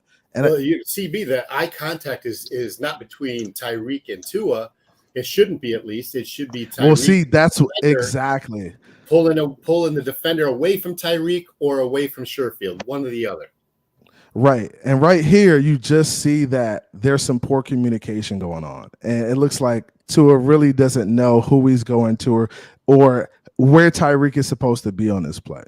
Hey, I want to real quick, aside from those 2 points there, look at Bosa, 97 and Shell, and how they designed this play away from Bosa, right? And so if you take it back a snap, Tua took 2 steps to his left towards Tyreek away from Bosa. And they're going to do that same thing because you got Khalil Mack this week on this side. And Joey Bosa, by the way, is on the injured reserve. So, it's Kyle Van Noy and Khalil Mack this week for the Chargers. But my point is you're going to see the same play concept this week against the Chargers. Right. And hey guys, this is the same play we scored on. Basically, this is the same play, and we really ran this concept all game where Tyreek is running, he's going into motion, he's running the wheel concept, and Sherfield's just kind of sitting in the gap. And listen, sometimes it worked, sometimes it didn't. 100%. Sometimes it does, sometimes it does. But these are correctable mistakes. It's not like the number 1 scoring defense in the league, the 49ers, beat us. We beat ourselves. Tua beat ourselves. 100%. Offense beat ourselves. We left points on the board. That's why I'm encouraged and confident in Tua going into the Chargers game against a lesser defense, but also getting back to what he does best, and that's using his eyes, footwork, getting the ball out quick, and making the correct reads. Guys, and like you said, Cam, these are correctable mistakes. Look at this play right here, right? So he's going to try to hit this is Waddle. Over the middle, right? Over the middle, right? So this is that looks like Sherfield. Is that Waddle or Sherfield? I don't know, but what the play you're talking about was on Waddle right there.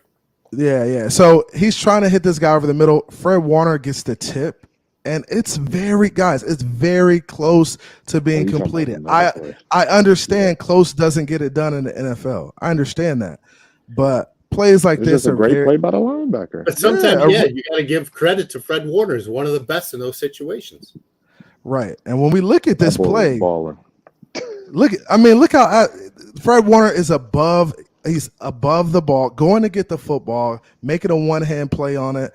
And our guy's in the vicinity. I feel like if Tua puts this ball a little bit more in this window and waits a little bit, we have more of an opportunity. But he just felt like the pressure was bearing down on him, so he couldn't hold it a little bit longer. Hey, run it back real quick there and watch the stunt the 49ers ran with Bosa.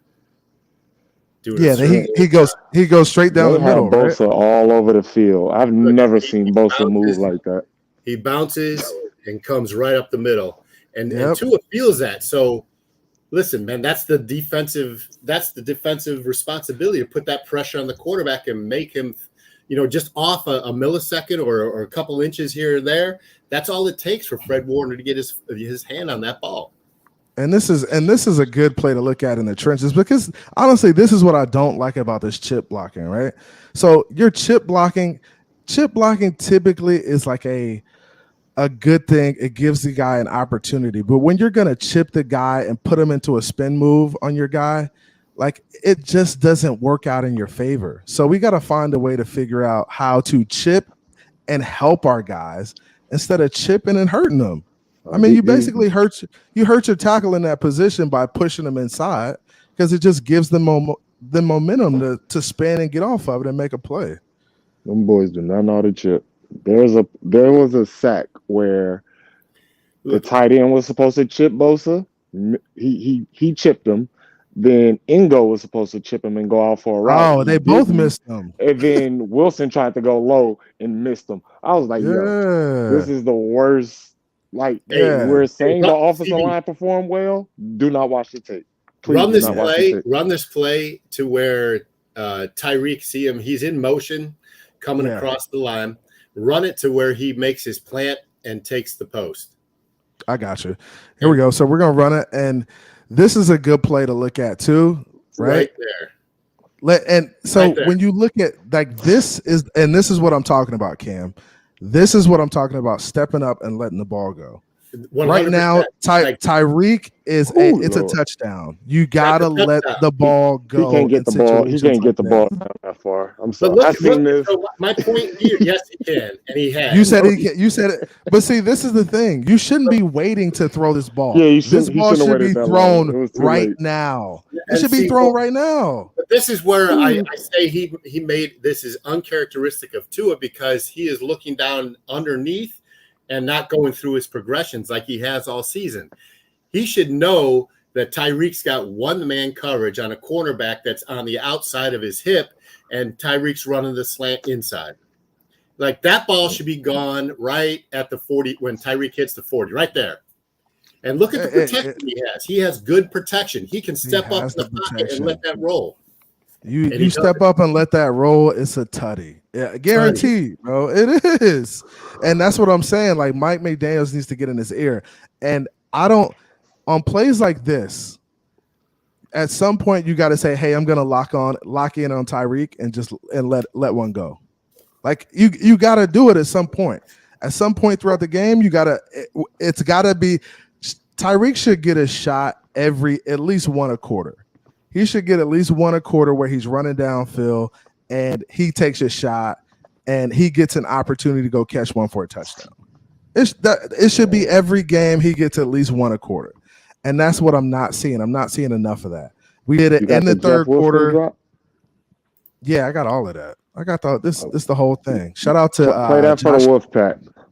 Josh House. Shout out to Josh House on this one. But this is also a throw that Tua needs to make, hands down. See that wheel route out there? It was open as well.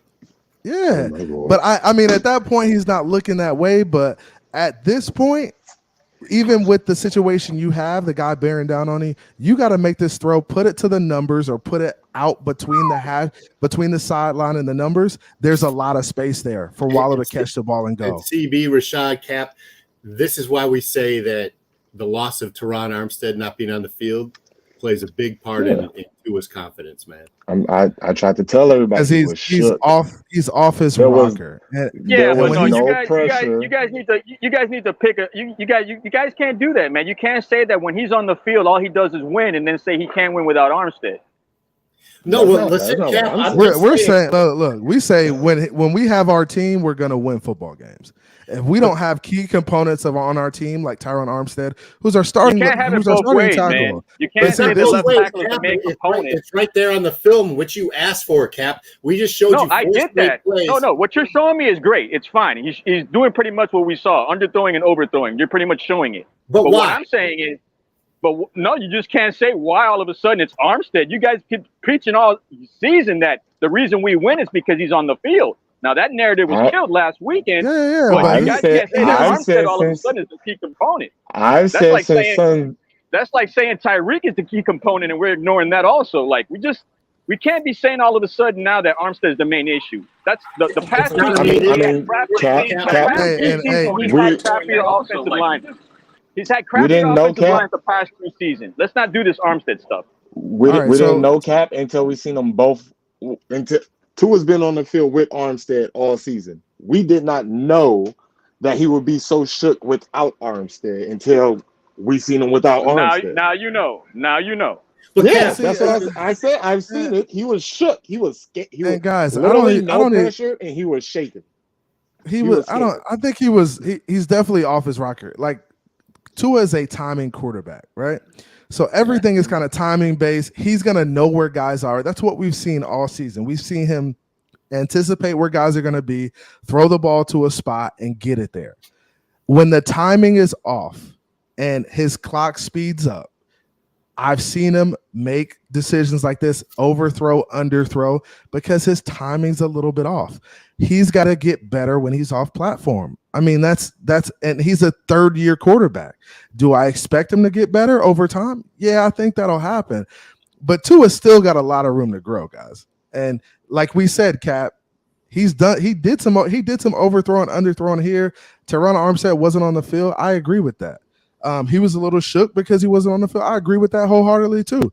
And I also agree with the fact that you need to have confidence in the next player up too. And Tua didn't have that, and it's obvious. Yeah. And so my expectation is for him to have that confidence, no matter who's on his right tackle or left tackle this week. You got to trust your players. And if you don't have that confidence, and the front office sees that he doesn't have that confidence when those guys are in there, they're going to go get somebody that will provide him with confidence. And that's what they did. They went and got Eric Fisher because they know, hey, if we need our guy to have time, make throws, then we need to have a guy who's going to be available to do that. I mean, and that's the good thing about this team. As far as that, with though CB, like, isn't his blind side the right side though? Like, shouldn't we be worried about that side more than Armstead? I'm not worried about blind side versus. I'm really not worried about blind side versus. It doesn't matter to me. I mean, time is time. Whether you get hit from the right or you get hit from the left, it doesn't matter. But what we do know is we do know he needs time. We know he needs time to process and for him to get through his read so he can make throws. Hey, I'll tell you this, which is fair. I don't want to see Austin Jackson on the field ever again in a Miami Dolphins uniform. I mean, Brandon Shell's out playing him all year long. Yeah, he has. And when we look at plays like this, guys, I mean, the ball is low, but that's a catch Waddle makes on third down typically all the time. Yeah. Like we can say the ball is low, but it hit him in the hands. He should have caught it. He could have caught it, but that was real low. It was low. It was low. It was away. It was a low away from the defender. And that's typically what Tua's going to do in situations like this. When you have a guy inside playing him, he's got to put it away from the defender. He's going to put it away. What I was told was Waddle was supposed to break right there and not drift upfield, is what they were saying. They roll these out. So these are called speed outs. So they typically roll these, right? They roll these out. They're not going to just stop and cut on the dime. They're just stopping and going towards the sideline. No, you see where he breaks though. What they were saying. You said he should break earlier. As soon as he turns, he was supposed to go towards the sideline, but he drifted closer towards the 40. That's why it was lower. Right. Expected. So you're saying he was supposed to go down. If he stays down the line, straight down the line, he'll catch it. But since he drifted a little bit, 36? Yeah, exactly. He was supposed to be at the 6, the first down marker. See, he made the right read in this particular play. He just made a shitty throw. Yeah, right. And that's what we saw a lot of on Sunday, and that's why I'm encouraged. We saw a lot of the right reads.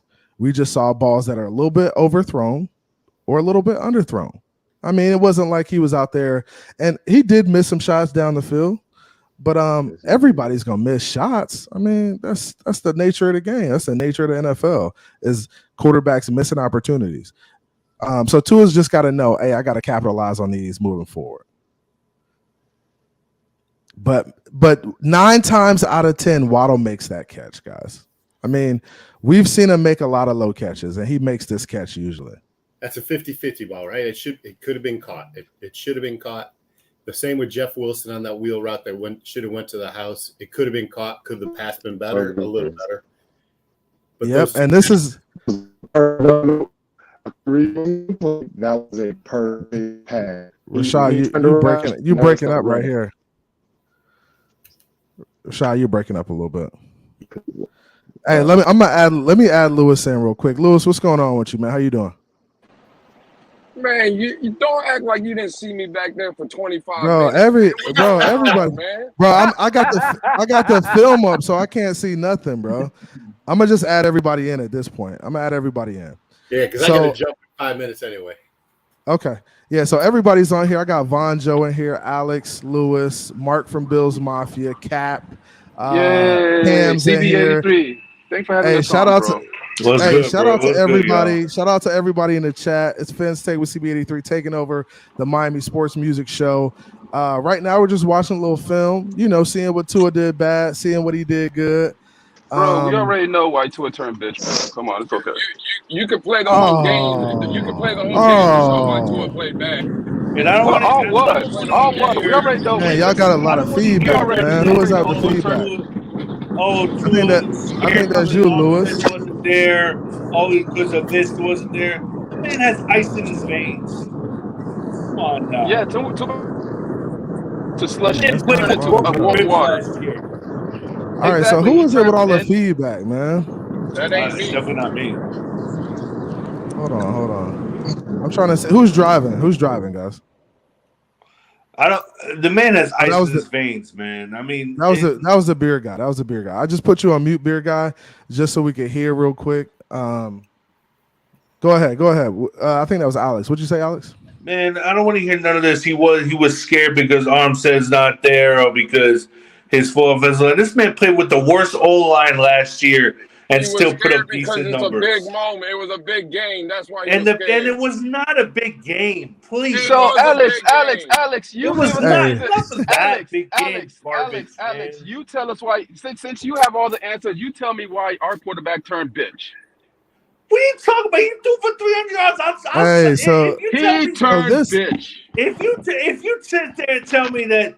That 295 yards or 2 touchdowns. Okay, if that's the case, Alex, if that's the I'll case, sign up for that. Teddy Bridgewater played well also. You guys got on Teddy Bridgewater. He threw for damn near 300 yards. But Von Joe. No, I'm talking to Alex. Von Joe's yelling in the truth. Don't you try to save him. Don't try to save him. All right, here we go. Von Joe. Who said Teddy played trash? You need to tell me why this man turned bitch. All right, so you said, all right, so Von Joe said he turned bitch because it was not even that big of a game. Right? All right, here we go. Real quick. Yeah, swear jar. It's in effect, guys. Chill. Oh, no, and Von Joe, you know you can't get away with this with Stephen D. So why you trying to do it here, bro? I thought swear jar was out the window. Nah, don't do that. Right, it was out yesterday. It's a family show. It's a family show. Okay, all right. We have swear jar. My bad. I didn't know. So Von Joe, I can understand you saying he was a little shook, but turning the B word.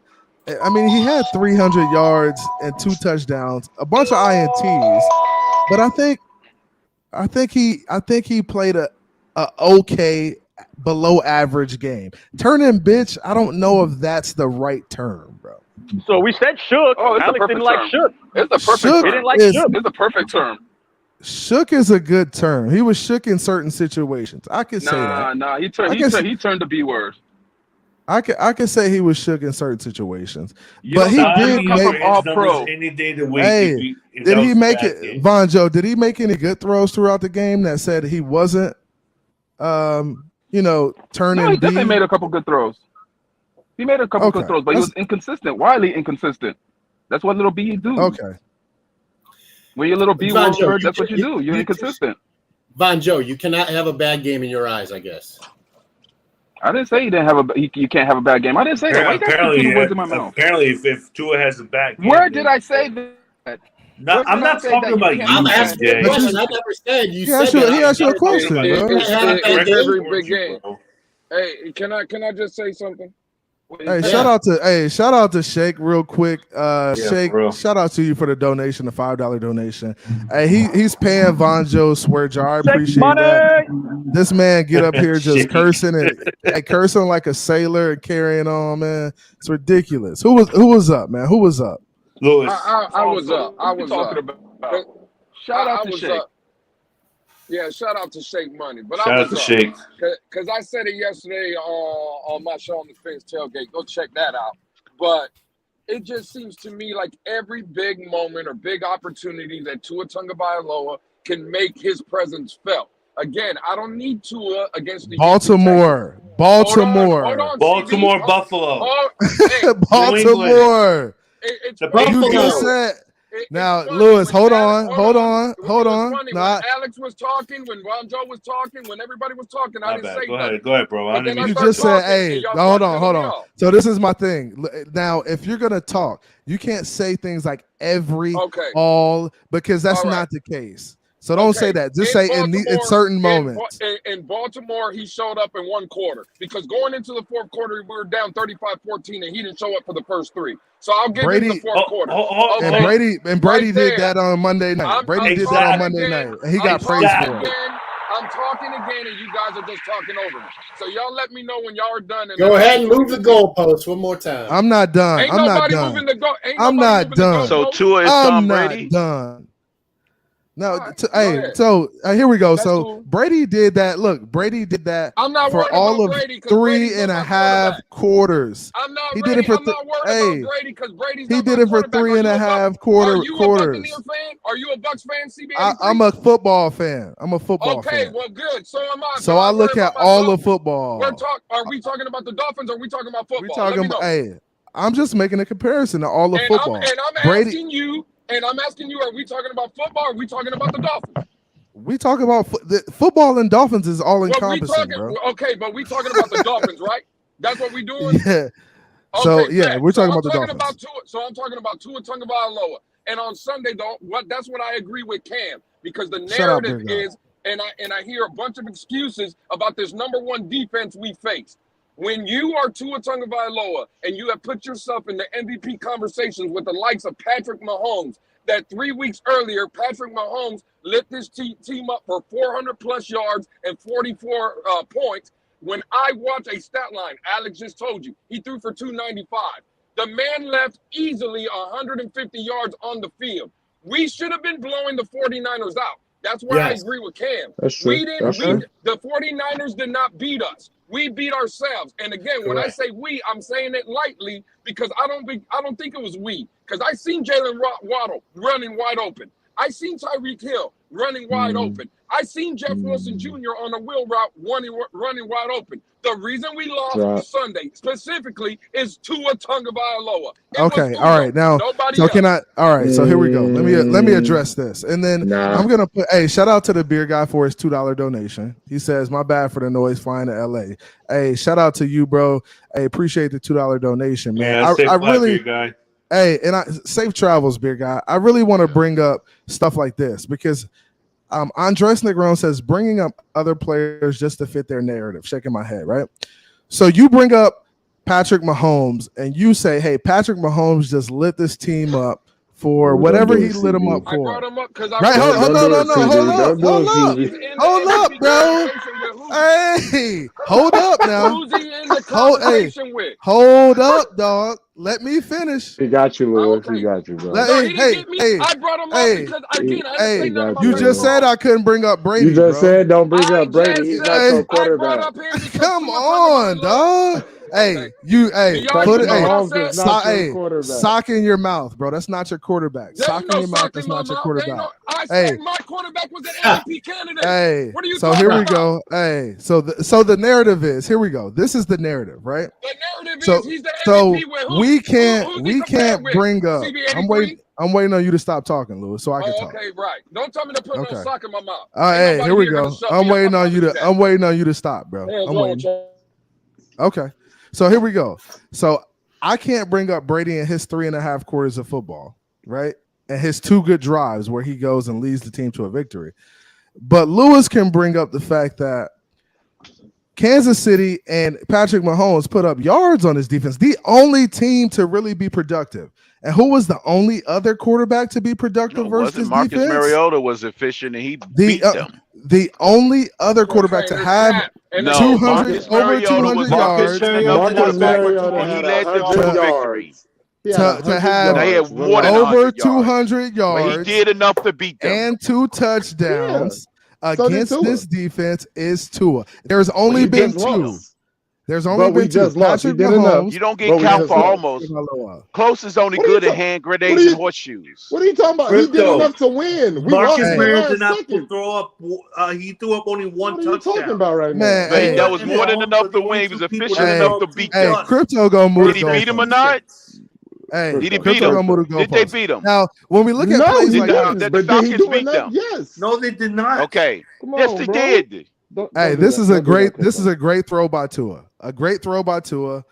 On a crucial down. You got to make a play. You're backed up against. Listen, I just want to know in your own team's territory. It's a great throw. So it wasn't like he had a bad game. He made some bad throws, but he did some good things as well. Look at this. Guys, this is a tight window throw, anticipating guys over the middle. It's a great throw. Can we talk about the hypocrisy that you guys are doing and walking things back? What's the hypocrisy? Because all week last week, all I heard was, who has the 49ers played? You said it, Cam said it. Oh, the defense didn't play nobody. Who have they played? And all of a sudden, hey, it's the number one defense. Exactly. All of a sudden, y'all giving them They're still the number one analysis. They always do that. They go into the week trashing the team. Hey, here we go, Cam. After they beat them, all of a sudden they're the greatest since sliced bread. Hey, here we go. Hey, guys, going to Cam. Going to Cam. Good enough to beat Cam, go ahead. If Tua hits 4 throws, we win. Alex, yeah, if Tua did all that. Vaughn, if Jeff Wilson doesn't drop the ball, we win this on the game. field by Let's Tua. be real. They had that defense. Hold on, Cam. I can't hear because everybody else is crying. Defense beat. One at a time. Y'all the ones crying. McDaniel had that Cam, go ahead. It's just amazing. Like, we're the only fan base that will bash our quarterback. Alex, shut up for a second. Gee. I'm trying to let Cam talk, yo. Just chill. My gosh. Vaughn, you watch that film, there's plays that were left on the field that McDaniel had designed to beat that defense, and he had them beat. Tua didn't make the right reads. That's why we're saying what we're saying. When he made the right reads, he didn't execute the throw. That's why we're saying what we're saying. That game should have gone much differently if Tua plays the way he did the past 5 games. That's all we're saying. So, Cam, why do I get criticized when I sit there and say, why did he turn B for that little game, that one game? He didn't turn bitch because... What you mean? He wasn't himself. He was still in the game with 2 minutes to go. He was still in the game with 2 minutes to go. That's not Joe. Like, you're allowed to have a bad game. Can I have a conversation with Cam? He didn't drink his muscle milk. No. So here we go. This is my thing with this is my thing with the term turning bitch, right? So if you turn bitch, like, right? If you the swear jar's out the fucking window right now. So if you turn, hey, I'm running this goddamn show, man. I'm running this show, man. Hey, so what I'm saying is, hey, if you're turning bitch, that means that you basically have basically shit your pants, and you are not making no plays, and you are cowardly, you're scared, you're not fighting back.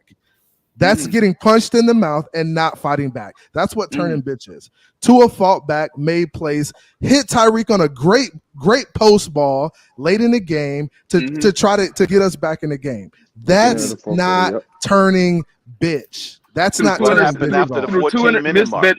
But this is why I say turning. This is why I say turning. 14-minute mark in the fourth quarter when he did This is why I say it doesn't. It was in the second half. CB. That's you're making my point, CB. Crypto. CB. It's in the second half. This is where I say exactly, but you still got 14 minutes to play. You're making my point. No, you said there's no swear jar. This is why I say he was turning bitch. Because at the end of the day, he was playing at this level, right? He was playing at a high level, hitting these targets, going back to the field, cracking Joseph McDaniels. Every game is different, though, Bonjo. I didn't interrupt you. Let him go, CB. Every game's different, right, bro. So you let me know. You let me know when others could talk, because you just. This is the Wolfpack. They cry all the time. Okay. Go ahead, Wolfpack. All right, so let's go ahead. Let's go ahead and cry about Tua then. He's such a great quarterback. Oh my gosh, jerk him off this, jerk him off that. Let's continue doing that then, since that's what you want to hear. Dude, we kept it real, Bonjo. We said people can't critique him because I can't. No, Cam, I was in the middle of getting my point across. Did we not say he had a bad game? Did we not?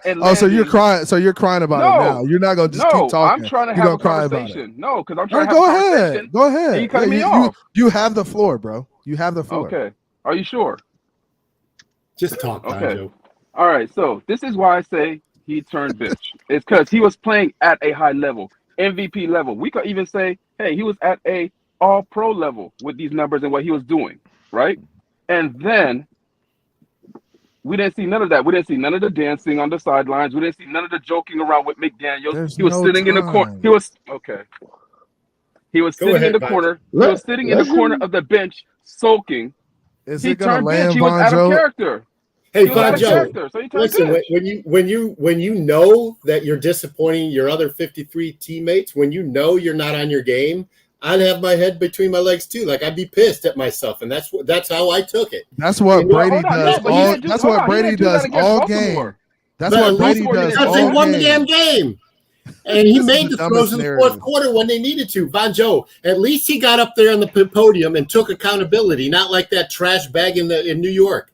Like who didn't think that he needed to be accountable. Our quarterback is at least accountable for his bad play. I'd rather have consistency over accountability. Oh, we getting so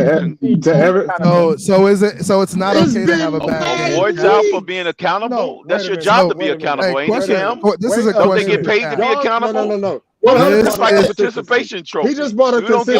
He had one bad game, so now he's inconsistent. But my point is, Crypto, that doesn't make sense. In December, yes. He's inconsistent. Where he had 300 yards and 2 touchdowns versus the number one defense. He said the first week in December, so he said in December. Where there was he's been inconsistent. The first year he crapped the bet against Josh Allen. The second year he first of all, Rashad, y'all make excuses when it's just a bad game.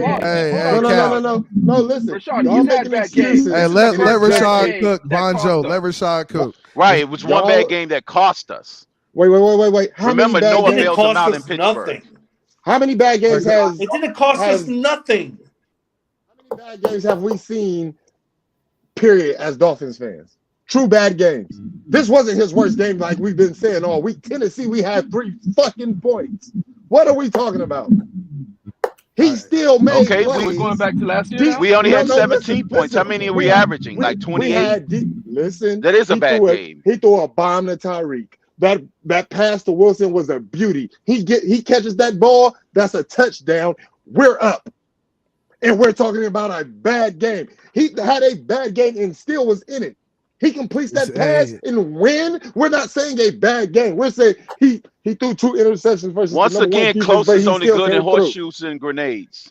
Yeah, and in football too. And in football too. I don't care about none of your analogies. It don't matter. It don't matter. Because you're just saying things right now. Hey, this is but hold up.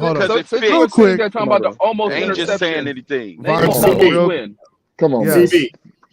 CB, I got to roll. It's 11:30. I got to be somewhere at noon. Hey, where you going, man? Yeah, about the 5 near picks. You don't hop on the 5 near picks and pick. Hey, Cam, I appreciate you coming on, man. It's a pleasure. Always a pleasure, my guy. It's always a pleasure, brother. Always appreciate you, everybody. Bonjo, Captain Life, CB. Appreciate you taking over the reins for Steven this morning. Everybody, keep chopping it up. It's a good conversation to have, and fins up. Let's go. Take care, Cam, man. You have a good one, all right, bud? Have a good one. See y'all. I'm sorry, y'all. I missed Wildin' Out Wednesday yesterday. All right, Cam.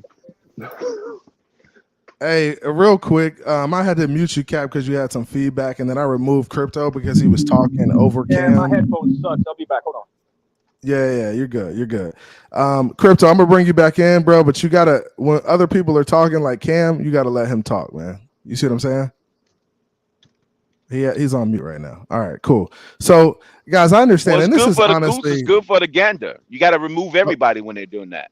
Nah, yeah, I had to remove you because you was talking over him and he was trying to, close it up. I am not the only one exclusively that talk over people. What's good for the goose is good for the gander.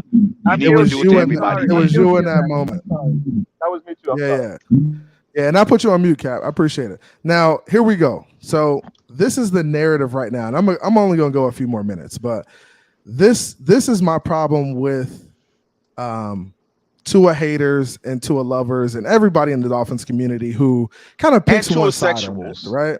And Tua sexuals and whoever, right?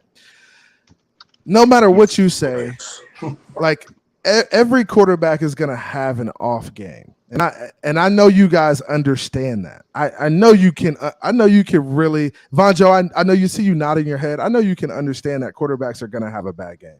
So I think it's fair to say Tua had one of his off games, and we leave it at that. And we say, hey, we need you to be better next week. I'm not going to get up here and say the kid turned bitch or chastise him about his performance, because I think he did some good things in the game too.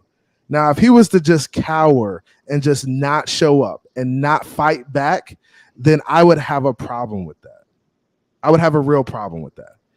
But that's not what we saw. And I think even the Wolfpack can admit that that's not what we saw. A kid who just cowered and folded and took his ball and went home. He did go home. They took him out in the fourth. Lewis, do you have anything to say in regards to that? But before you get going, Lewis, I have a donation from William Perry. He says, what in the methamphetamine dumpster fire is happening here? And this is, William Perry, this is what we deal with. So this is where we need to start having real conversations and stop yelling over each other. If you want to say something, say it within the context of saying it. Don't and take your turn. And when you get your turn, land it quick, because we ain't got a lot of time for you to be running on for 2 and 3 minutes. But what do you have to say in regards to that, Lewis? I know you had your show yesterday. I know you probably addressed this. But do you feel like Tua really just cowered and didn't perform in this game? Because I have a hard time really understanding that. I said it yesterday, and I'll be quick. I just don't believe in the biggest moments Tua Tagovailoa shows up. Like, I get it. Yes, Baltimore was a big game. Buffalo was a big game. But, again, it's week 2, week 3 of the season. You know, I just said it yesterday. Let's say we lose to Baltimore, right? What would everybody have told me? Well, it's a first-year head coach, learning the offense. Now you're in hypotheticals, though, Lewis. I don't like operating in the hypotheticals, though. Okay. You guys use hypotheticals, but it's the truth. Cincinnati and Jets game. All I would say is, in my opinion, the 49er game was bigger to me in a Week 13 matchup than a Baltimore was in a Week 2 matchup, right? I'm just saying, Bills? And the Bills coming up. And again, the Chargers, and let me be very clear about this. I'm not off on Uno. I think Uno has had a great season. I think he's much improved from what we've seen. I'm not shitting on Uno. But again, I can't go. I think Vonjo said it best when he came up here. Bro, you can't give me a 4 or 5 game stretch when I've seen a touchdown, no interception, passer rating out of the world. And then all of a sudden, it would have been one thing if I watched the 49ers and our receivers are blanketed and they're just dominating us. Okay, that's fine. We're just getting beat. Bro, we beat ourselves. And for me, that's just disappointing, because I expect, from what I've seen so far from Uno this season, I expect more from him. And CB, you shouldn't call me a hater for feeling that way. You know what I'm saying? And I'm not calling you a hater for feeling that way. But I think if you put it in the context and you take into consideration he doesn't have the one tackle we brought in to fucking protect his ass. The one guy we brought in and spent money on to protect him, he doesn't have that guy. I can understand you being a little shook, because he's the one that's been really keeping your ass clean the whole time. So when he's not in the game, I can understand that you may be off a little bit. Okay, CB, but if you're off in the first quarter, if you're off in mid-second quarter, if you're getting, but see this, Lewis. But he wasn't getting hit though, CB. So he was getting hit. This is my thing. He got folded up a couple times, bro. But we had more sacks. He got hit low on Bosa. And he got hit low by Bosa. Bro, he got hit. You know you're better than this. Roughing the passer. Roughing the passer call. He gets hit low, a dirty hit. Bosa goes at the back of his knees. He was getting hit, bro. Don't say he wasn't getting hit, dog. He was getting hit all game. And for you to say he wasn't getting hit in the first quarter, that don't make sense to me, dude. Okay. And let me ask you a question. So he was rattled? So in the game specifically, bro, he was. Of course, you're rattled. You're rattled because the protection isn't consistent, and when protection isn't consistent, it's sporadic. It's sporadic. But we hear arguments that Tua doesn't get rattled. Wow, man. You said we hear that. Let's see. This is not. See, you're making up stuff now. I don't know what other people say, bro. When Tua doesn't have protection, he got ice in his veins. Hey, at times he does.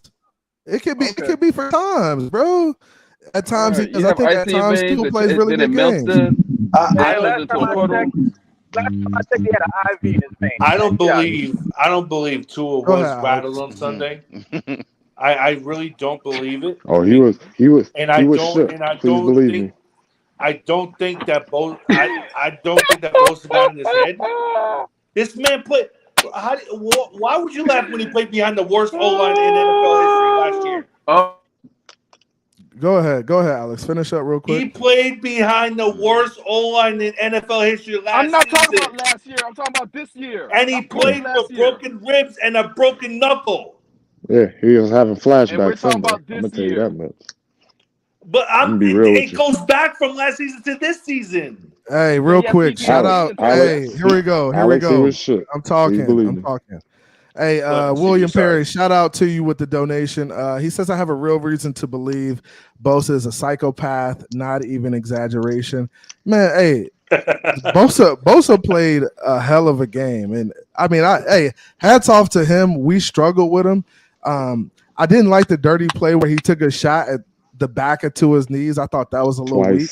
But the dude's now you guys want to acknowledge what I've been saying for 3 weeks leading up to this game about the San Francisco getting away with dirty play. Crypto, now you guys want to acknowledge I backed you on that, Crypto. I backed you the whole week. Last week. I was like, they hit hard. I've been saying that for 3 weeks coming to this game. Nobody going against you game against the Chargers. Yeah. I think nobody's against you on that, but I didn't appreciate that. And I feel like players who do that shit should be really like investigated and like, because bro, these are cats' livelihoods, man. You don't go at cats' knees like that. He knew exactly what he was doing, man. Especially within the fraternity. I think Greenlaw. There's an unwritten law within the fraternity, and he broke that law. Waddle went out of bounds, and Greenlaw shoved him into the bench. I told you I saw the little sneaky stuff they was doing against the Chargers. Bro, like 3 weeks ago. they was really but see, that's the thing about I was sounding the alarm. You guys didn't want to listen. I'll be real. I wish we did it. Real quick, Alex, go ahead. I wanted to come off of something about what actually led up to this game. You know, we said this from the beginning of the season that this was Tua's year, okay, and also that the offense was going to be the one to carry the defense this year, because we all know I'm sure we can all agree that this defense is not special. Oh no! You know, this defense is not special. Not playing the way they are. This offense is gonna. Years ago, it will be the defense that will carry the offense. This year, it's the offense. I mean, it's a competitive game. I mean, you got a backup quarterback in too, so you got to take that into consideration. It should be 17-10. They should struggle scoring the football. You have a third string quarterback in the game, bro. Like that's common sense. So you can say things like, "Oh, the defense held him down," bro. The defense could have been killing this dude. Like, let's be really real about it. 100%. But y'all don't want to take that into consideration. You just want to say third string quarterback. But hold on. Like the defense. Hold on. This is my thing. Here we go, Vanjo, real quick. This is my thing. Both sides of the ball had opportunities. Special teams did their job. But both sides of the ball had opportunities to take the game by their reins and say, hey, we're going to be the side of the ball that wins this team the game. Neither one of them did it. The defense didn't do it, and the offense didn't do it. And that's why we lost the game.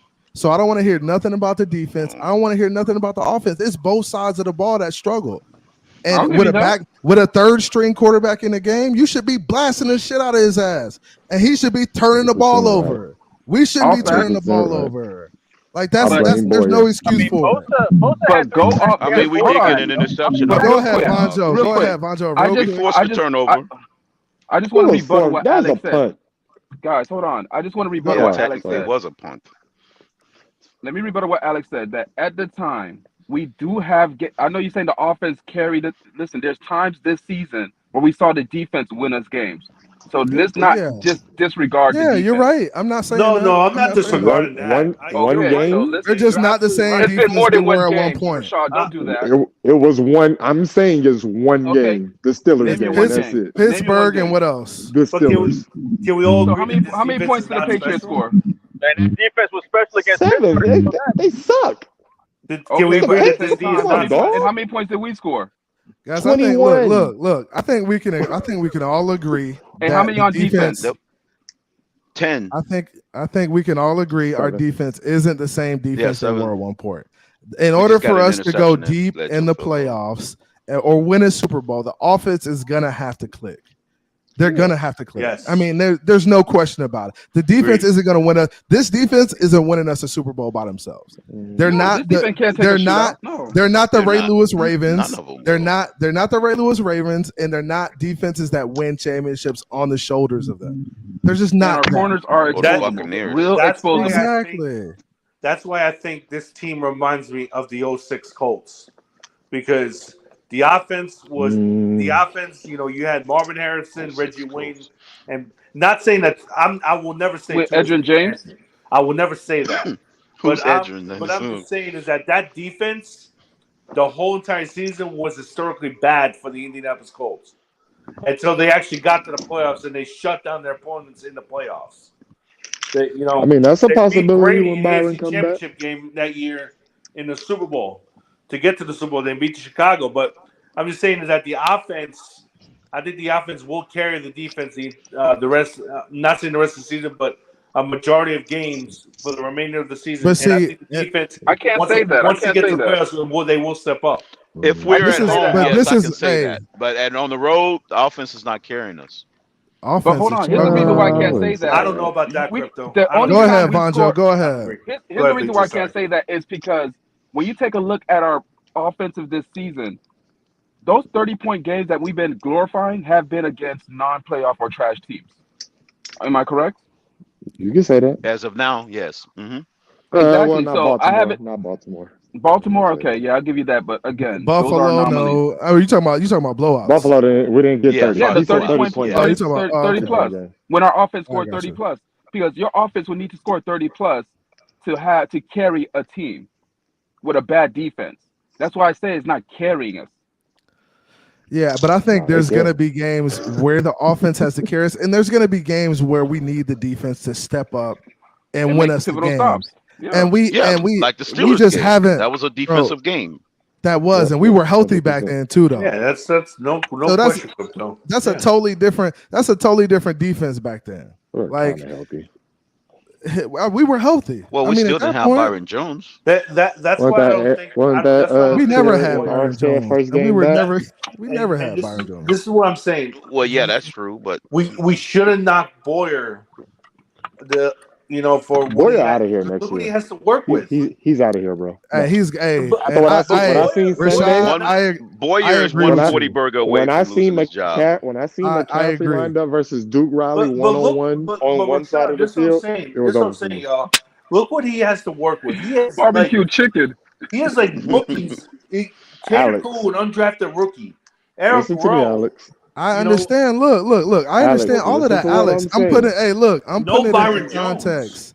I Listen to understand what I'm that. saying. You Bro, don't you line just up got bad CMC matchups. versus a linebacker one-on-one. You show your hand that is man coverage with no safety over the top. At You least put do Duke it. Riley on CMC. At least hide You it. call timeout. At You least don't do hide it. nothing. Linebacker. That's You don't do He's nothing. actually Like, very good At least, covering at least hide it. Like disguise it. Don't do that. I honestly Off the just break? don't blame Boyer. If I was Duke Riley myself, I would have said, "Yo, timeout." I'm glad y'all be capping up here. I would say, "Yo, Dude, timeout." Riley should. He could have called time. He could have called Riley should call timeout. timeout. He could have called timeout on that one. And I would have been fine with it. Like, bro, just we're Like, not Riley running that. called timeout like, hey, bro, you're not going to do this to me, bro. I seen Bro, you ain't about to I seen expose me, emotion. bro. I said, oh my God. Everybody like, what? I'm like, y'all don't see Christian McCaffrey? Oh my Remember, guys, CMC was supposed to be washed up. Everybody was saying he was washed up because we didn't get him. Bro, they literally almost ran CMC into the ground, man.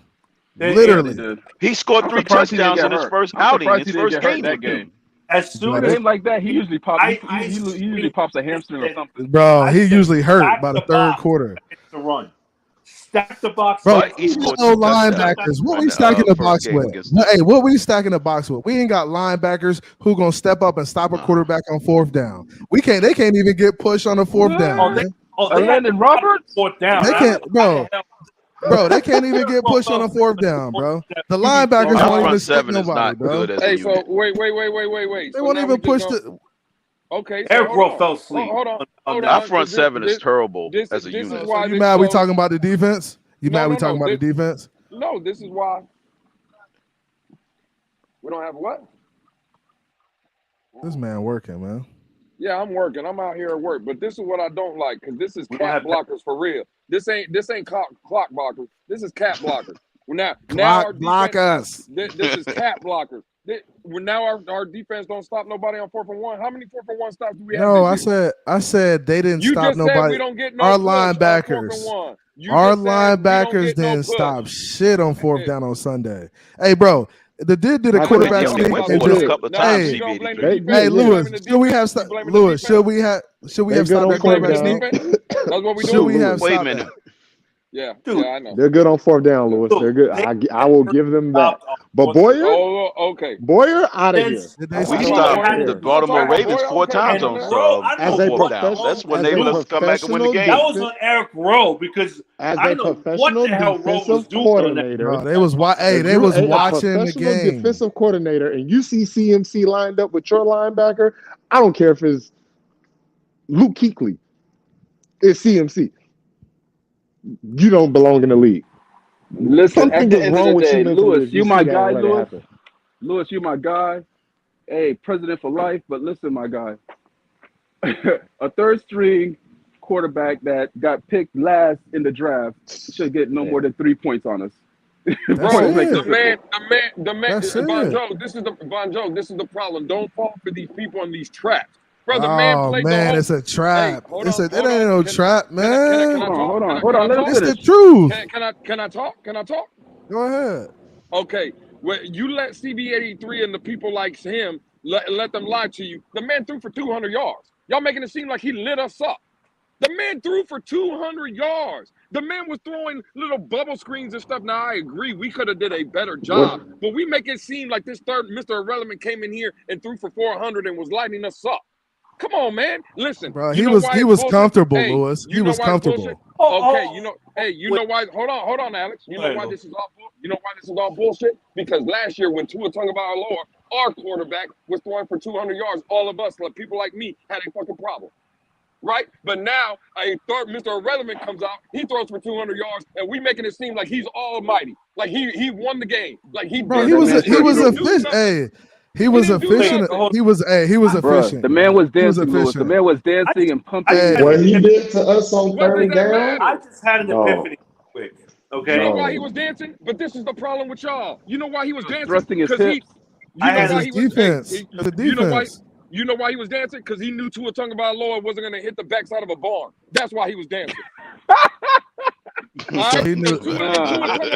man was dancing. He was dancing because he wasn't getting hit. That's why he was dancing. Breaking news: Desmond Ridder just replaced Marcus Mariota. He was dancing because he wasn't shook, bro. He wasn't shook. You really backing his defense up right now. Hey, Bonjo, check this out.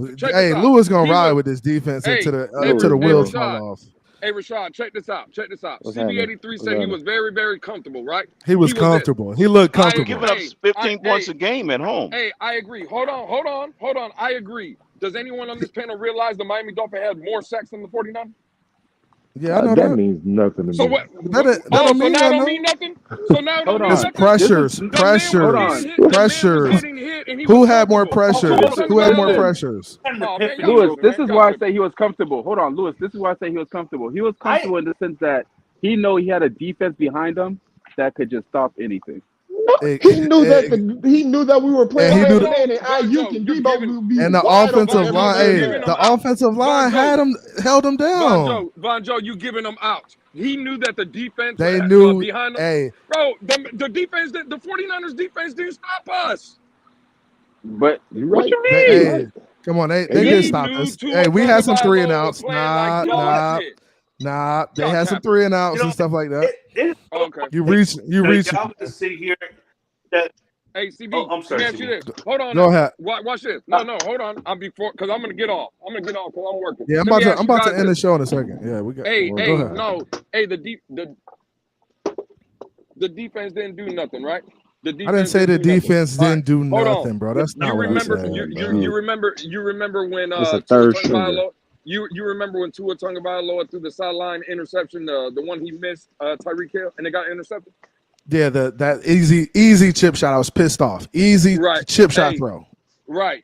We got the ball. That was the first play after a kickoff that got with a touchback. Yep. We started easy, at the 25. Easy right? ass throw. Okay. Where did that drive start for the 49ers, Stevie? Where did the drive start? After the interception, they were inside our 20, right? Oh yeah, it is. Started inside. They were close. How many points did we give up on that drive, Stevie? What was it? 7?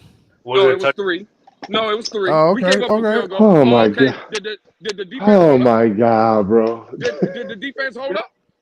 So they held up at times, bro, and that's what we did. And Tua didn't show up no time.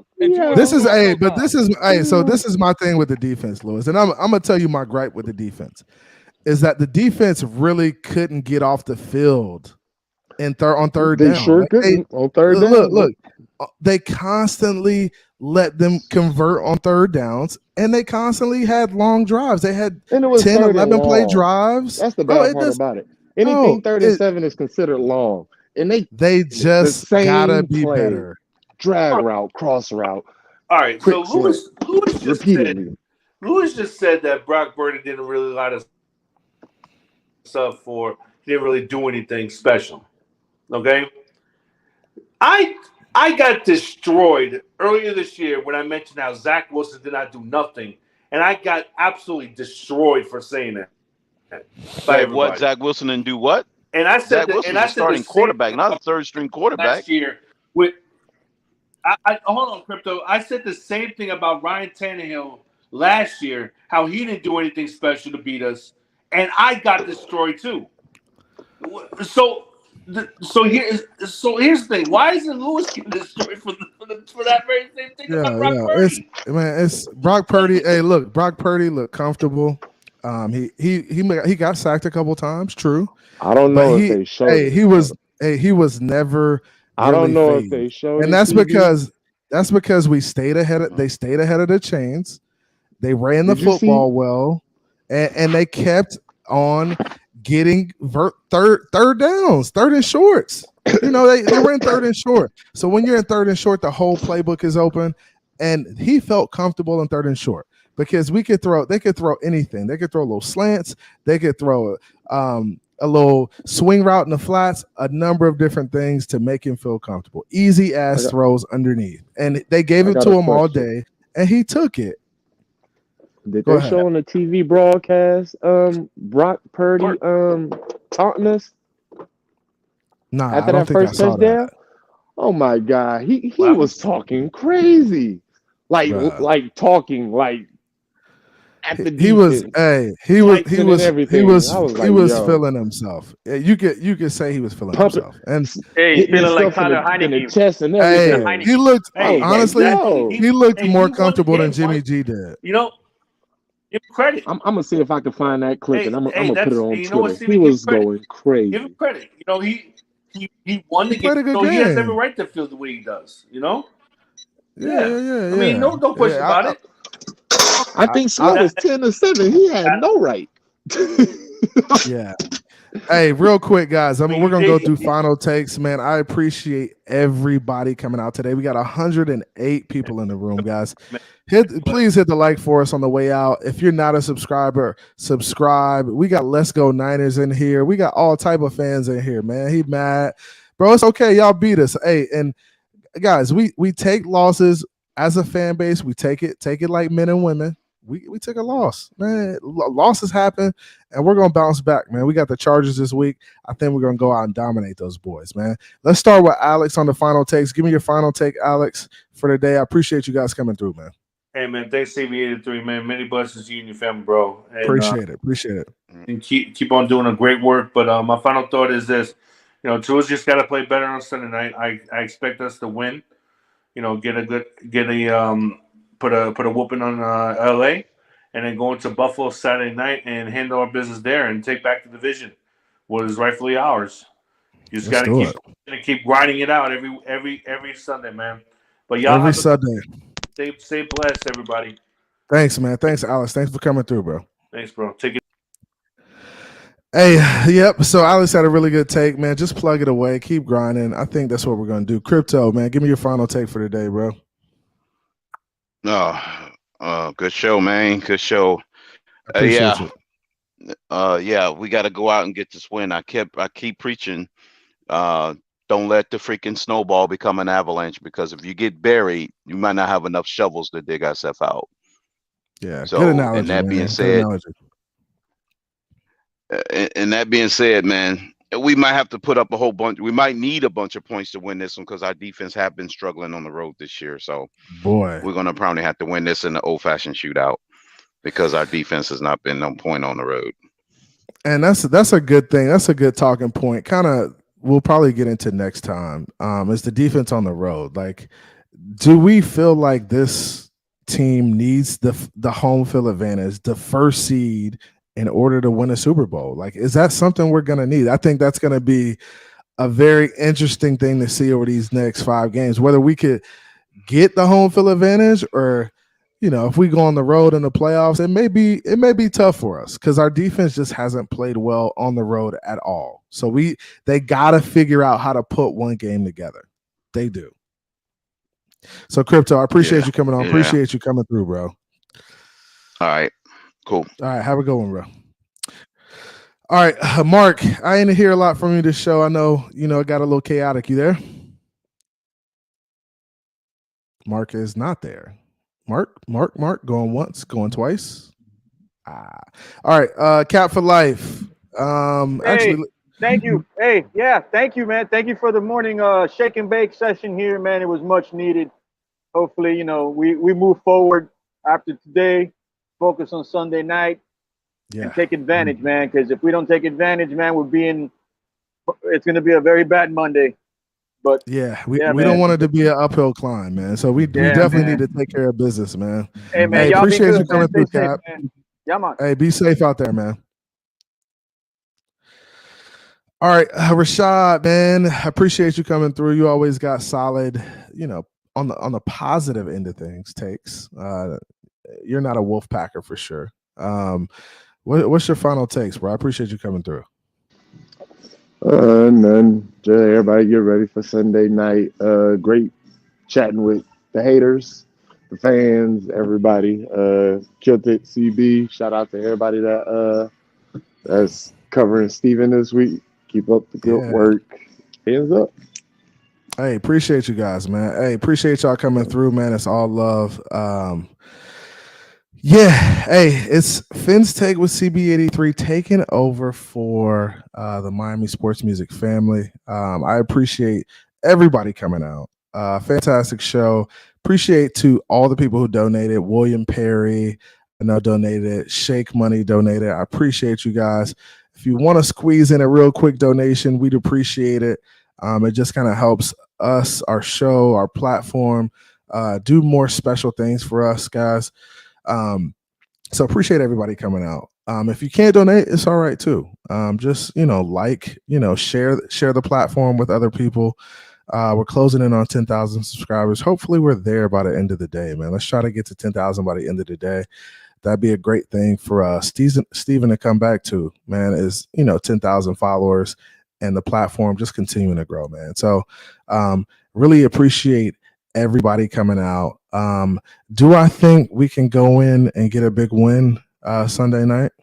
I hope so. Okay.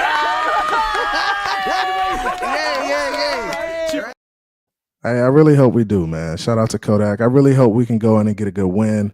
I appreciate everybody coming out. Tua Leroy is still in effect, man. If y'all haven't seen The Last Dragon, go watch The Last Dragon. Bruce Leroy is Tua Leroy. They're the same dude. He's gonna show the haters, guys. He's gonna show the haters that he's that dude. Continue to check us out. Continue to rep our platform. Continue to help what we do. We love you guys. All right, Leroy. Who's the one and only master? I am.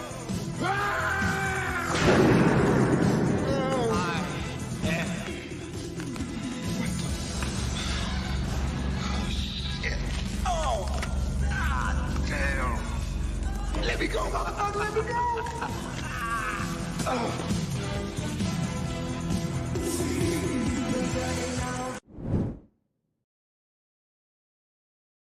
Tua's that dude, man. Tua's that dude. He's going to continue to perform. He had a bad game. It happens. Shout out to everybody. Love you guys. All our international fans, the fans from all over the place. We love you guys big time. It's CB83 checking out with the Miami Sports Music channel, man. Follow the platform, like, share, subscribe. We love you guys. Deuces. Came from the bottom, that's foreign. I swear that I'm up for the sun in the morning. Oof, hey, I gotta flex. I need a Nike bag, give me the check. I need the money and power, respect, but I promise I'm repping the O to the dead. Hey, oof, I told them out of my way. I don't got nothing to say. Now they can't run at my pace. Yeah, they know that we ain't the same. 402, we rap the gang. I told them this ain't a game.